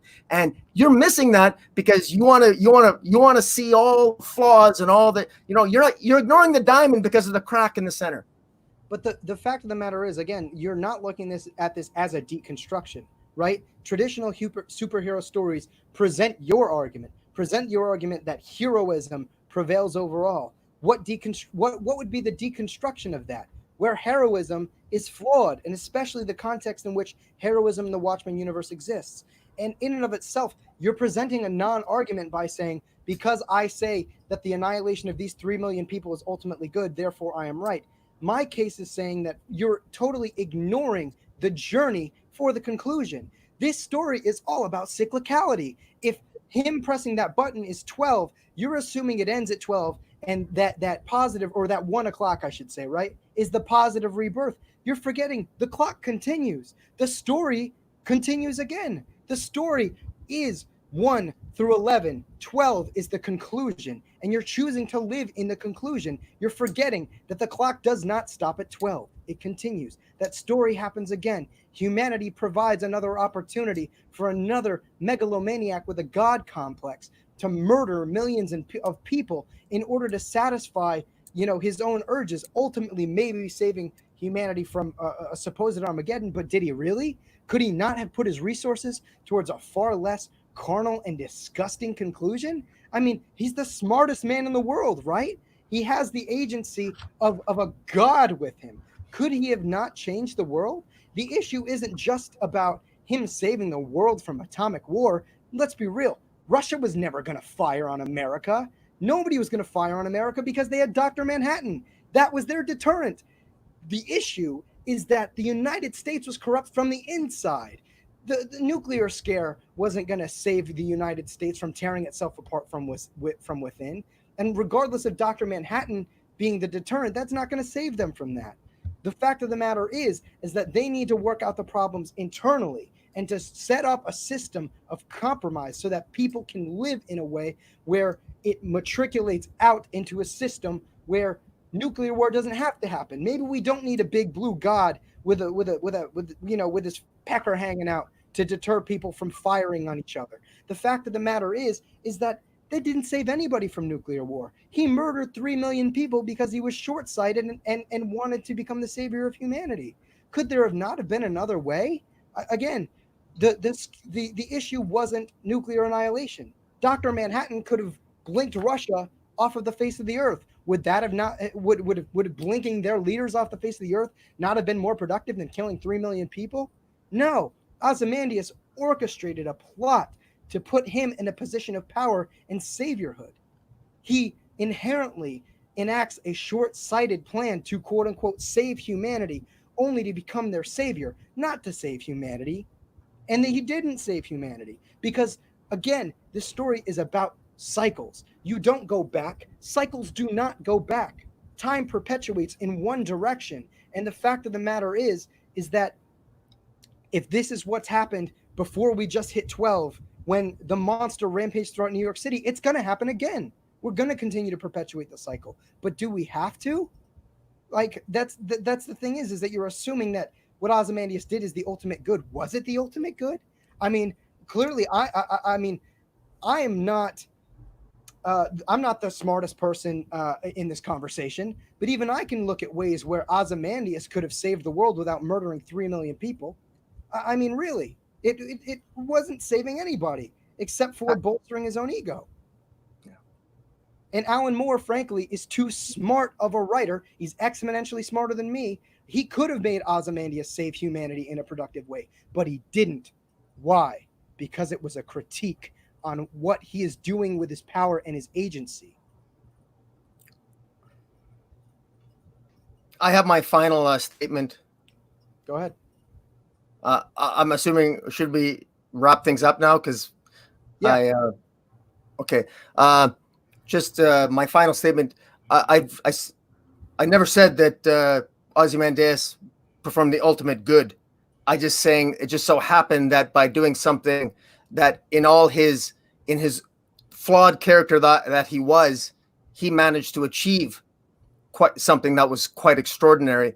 And that's the reality about humanity, is that we often extraordinary things are accomplished through terrible violence and terrible things.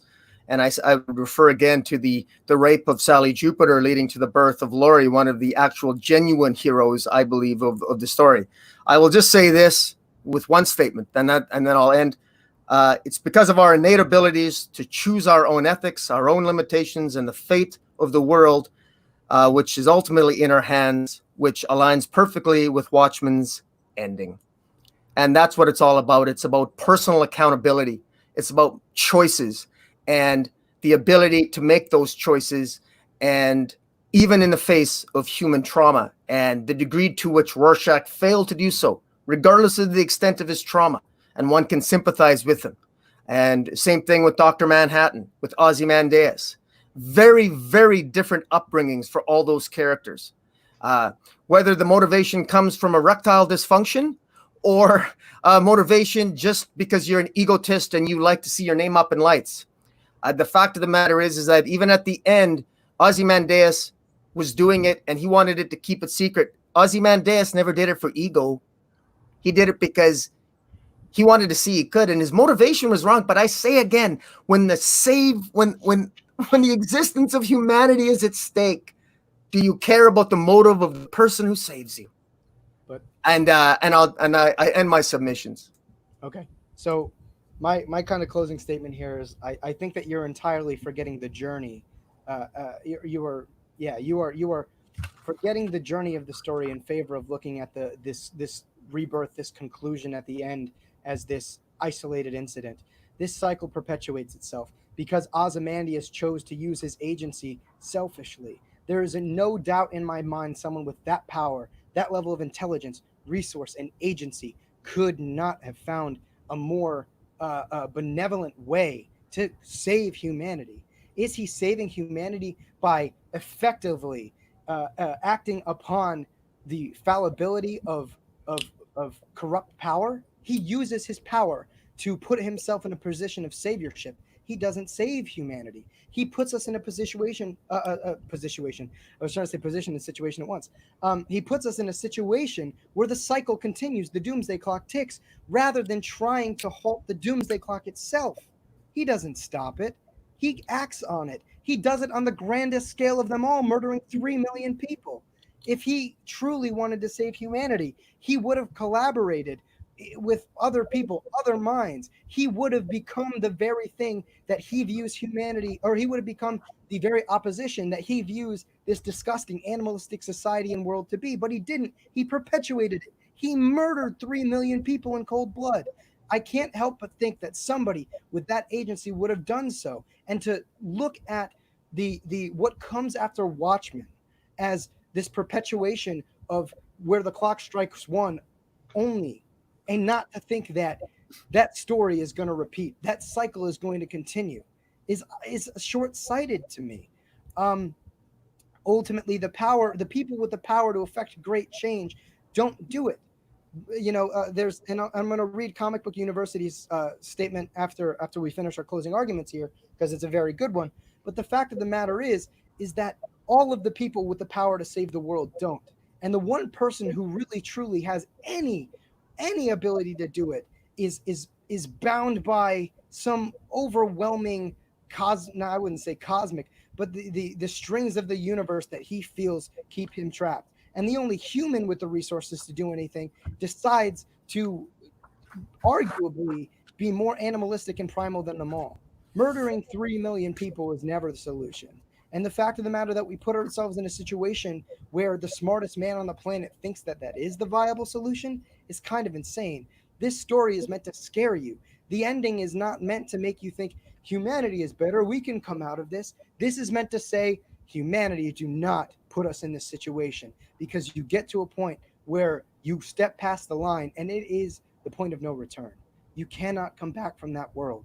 We cannot be in a world where our heroes are that disgusting and vile and motivated by primal urge. We need to put people in a situation who want to help humanity for the sake of helping humanity. And through that, the byproduct of that compromise, of that unification, provides a stable conclusion, provides a more stable solution. We can't put ourselves in that situation, because once we do, nothing can save us. Not God, not the smartest man on the earth. And the fact of the matter is that Ozymandias, at the end of the day, perpetuated the very thing he was trying to stop. And that's where the issue is. And I think that forgetting the nuance of Watchmen and forgetting all of these very direct fingers that point at the fact that humanity will continue to perpetuate this cycle unless something happens, unless we come together, is I think negligent not to think about that, and to look at where the clock strikes one as where the clock stops ticking, because it never stops. As Manhattan says, nothing ever ends. This cycle will perpetuate itself.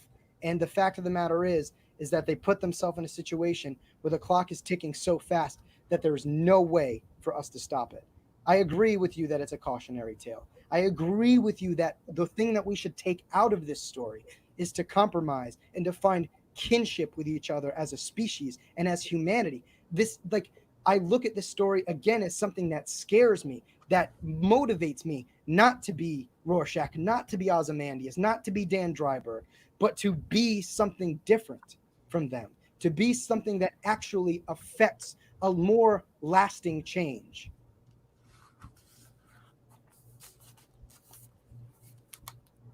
Well, you both make interesting points. I can definitely see both sides of the argument.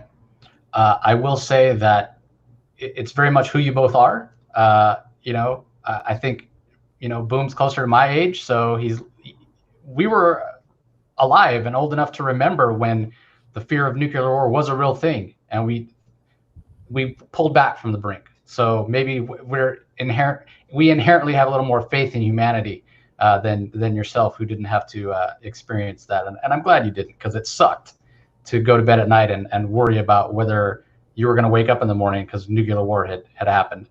I would also say that Boom comes at it from a perspective of reading what's on the page and taking that for what it's worth.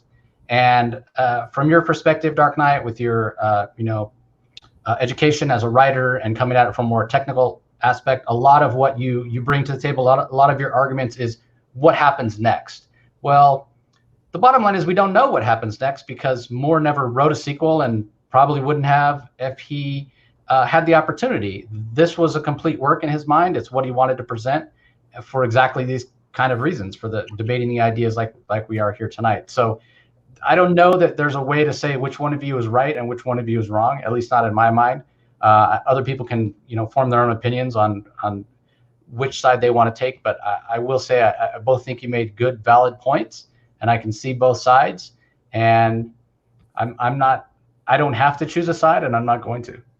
No, man. I mean, at the end of the day, it's a good conversation. I mean, clearly, we get very passionate about it, and I think that's kind of what's great. You know what I mean?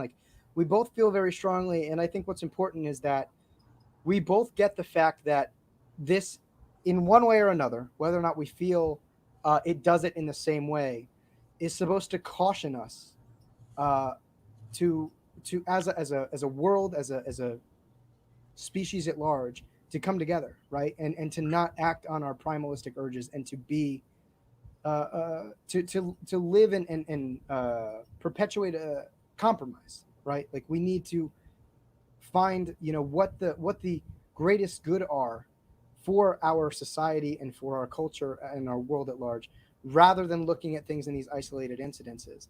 And I'm glad we got to have this conversation. I still clearly disagree, and I'm sure Comic Boom feels the same way.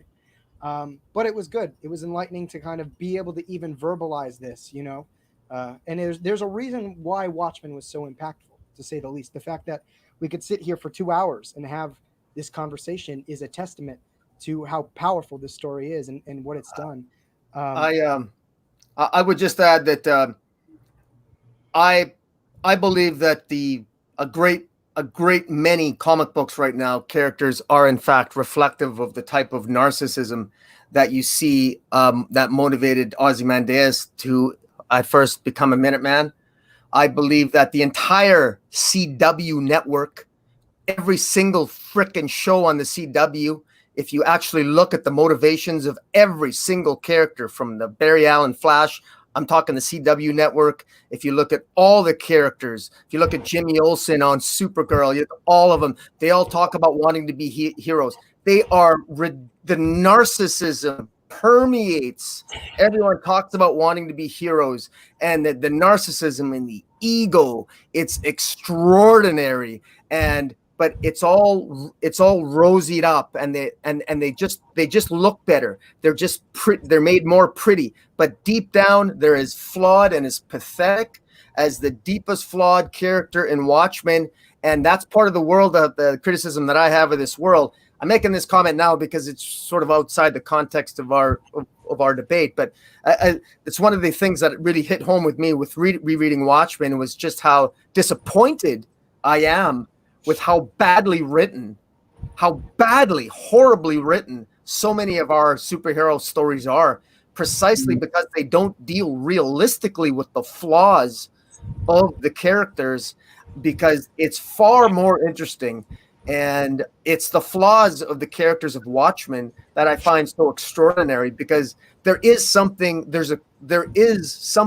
deeply human and unbelievable to appreciate the fact that such a flawed person, our own history reflects it. I mean, how many flawed people in our history have managed to accomplish extraordinary things? In fact, not to get off topic, but war has been the fundamental thing that has progressed humanity. We've had technological leaps every time we've had a major war. And there's something about destruction and death preceding development in humanity. That's just the reality.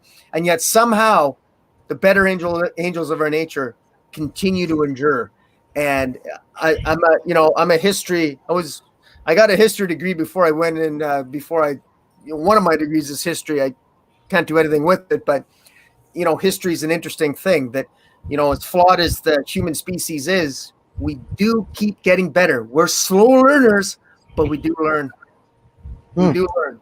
That sounded like you making a closing argument, but I'll say this, man. The thing that makes superhero stories special is that I think that what Alan Moore wanted to get at are the superheroes are the ones that are supposed to be finding the solutions, that are supposed to be finding the ways in which we can save humanity and save people on an individual level, that is ultimately affects the greatest good and is a byproduct of the greatest good.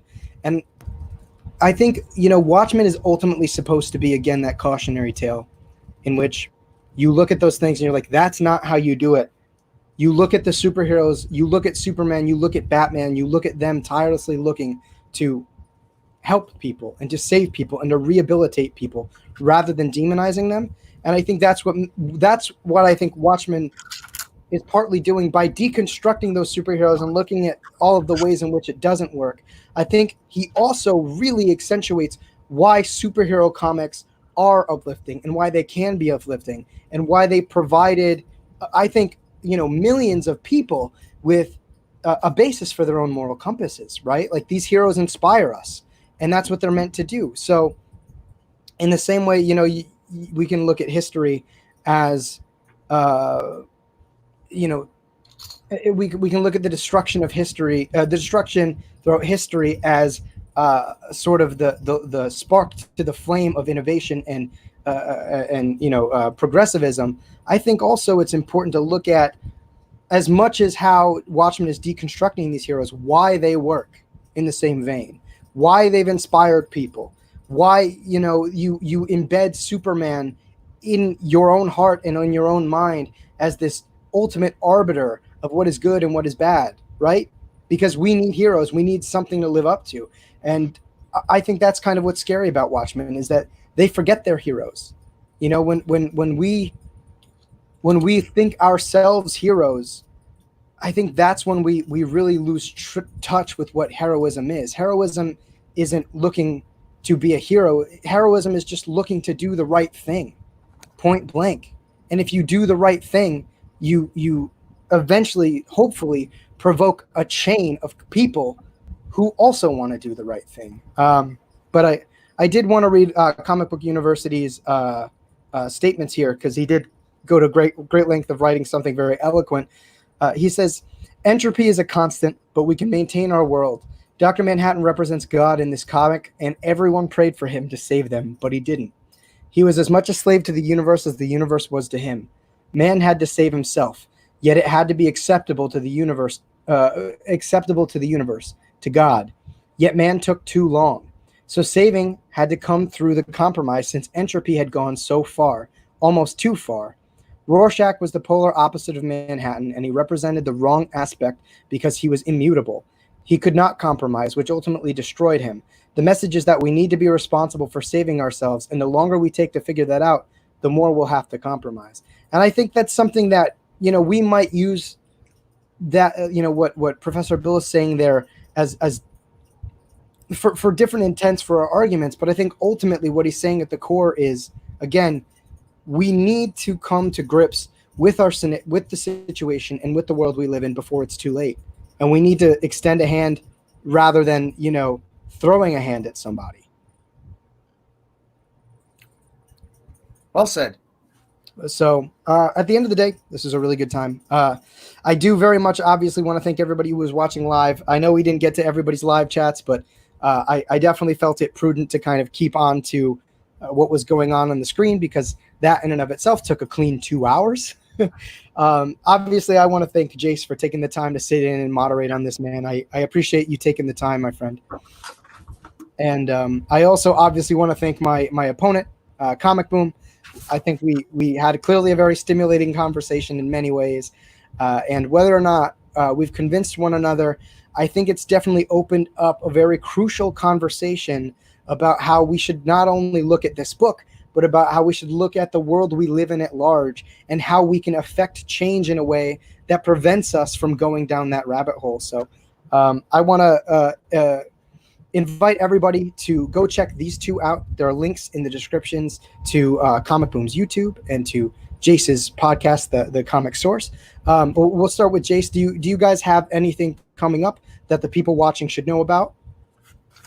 Well, you know, I'm always reviewing comics as they come out. So, you know, we have a specific content on certain days, X-Men Tuesday, Superman Sunday, that kind of thing. I will point to an episode that we put out just recently last week, our quarantine reading list. And a lot of people are still staying home. You know, maybe you're not under lockdown, but still better not to be out and about and socializing because of the COVID-19 virus. So if you're looking for something to read, every recommendation, it was supposed to be only 30. I think we ended up recommending 37 things, but every one of them is available on digital media. So you don't even have to necessarily go out somewhere to pick it up. And we let you know where you can find those things. So definitely go and check that out. You know, give me a follow on Twitter. I'm constantly tweeting out, talking to creators and letting you know when new content is dropping. So always appreciate being invited on to talk with you guys about comics. And this was a great time. For sure, man. Definitely make sure you guys go check Jace out. Boom. What do you got cooking for the people at home? Honestly, I don't know. I'll see what's coming out tomorrow, this week. I got some things in the back burner that I actually forget about, and they're in my memory bank on my iPhone. Maybe I'll put something out, but I'm still enjoying the summer right now. We're having a big backyard party on the weekend, and so I'll be focusing on that and getting some steak together and some booze, and so I'll be focusing on that. So I might not put out a video this week, but we'll see. I know that I'm on the march to 1,000 subs, but I could probably put a little bit more effort in putting out more videos. But it's I'm enjoying the summer and the family, and you know, I mean, it's a fair compromise. You know, I've learned the lesson from Watchmen. You know, thank God for Laurie and you know, Daniel Dreigart there, whatever the fuck his name is. I've learned to appreciate the small stuff. So fair enough. Well, you guys make sure to check Comic Boom out as well. Some of the most original comic book reviews out there on the internet. Comic Book University wants to know what Jace's channel is. Well, Jace is, I think, more well known for his podcast, but I'll let Jace do the explaining here. Yeah, I actually started off on YouTube, but there wasn't YouTube Live back when I started, way back in 2012, 2013. So the post-production would often take, 4 to 6 hours for a 15-minute video. So I switched over to audio only. I do still put out content occasionally on my YouTube channel. Just do a search for the Comic Source on YouTube. It'll come up. Otherwise, just search for the Comic Source. Google it. You'll come up with all my social media. Look for the Comic Source on any of your podcast apps, or I'm on Spotify, iHeartRadio, Stitcher, Apple.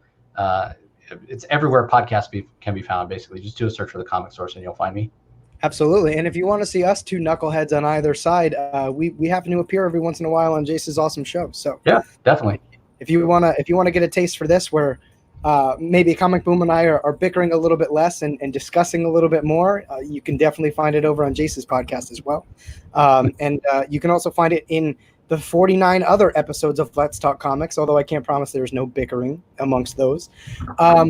And yeah, if you guys enjoy this video, I would super appreciate that you guys leave a like. Lets us know that this is the type of stuff that you want to see. I myself, I'm on the climb to a very, very modest milestone of 400 subscribers. So if you happen to not be subscribed and would like to, feel free. Otherwise, sharing this video with other people that you feel might enjoy it is also a big help. I just want to scan through a couple of these guys here. Joe's Geek Show. Now that we have this, when can we expect the director's cut and ultimate edition? Because that'll make it better. It always makes it better. An extra 30 minutes. Looks like Jace earned himself another viewer through Comic Book University. Yeah, make sure you guys go check these guys out. Make sure you subscribe to my channel down below. I'm absolutely horrible at closing out shows. It takes me forever. But I want to thank everybody so much for participating and watching. And we'll catch you guys in the next episode of Let's Talk Comics here on the Dark Knight Nation. Have a good night, guys. Yep. Be safe, everybody. See you later.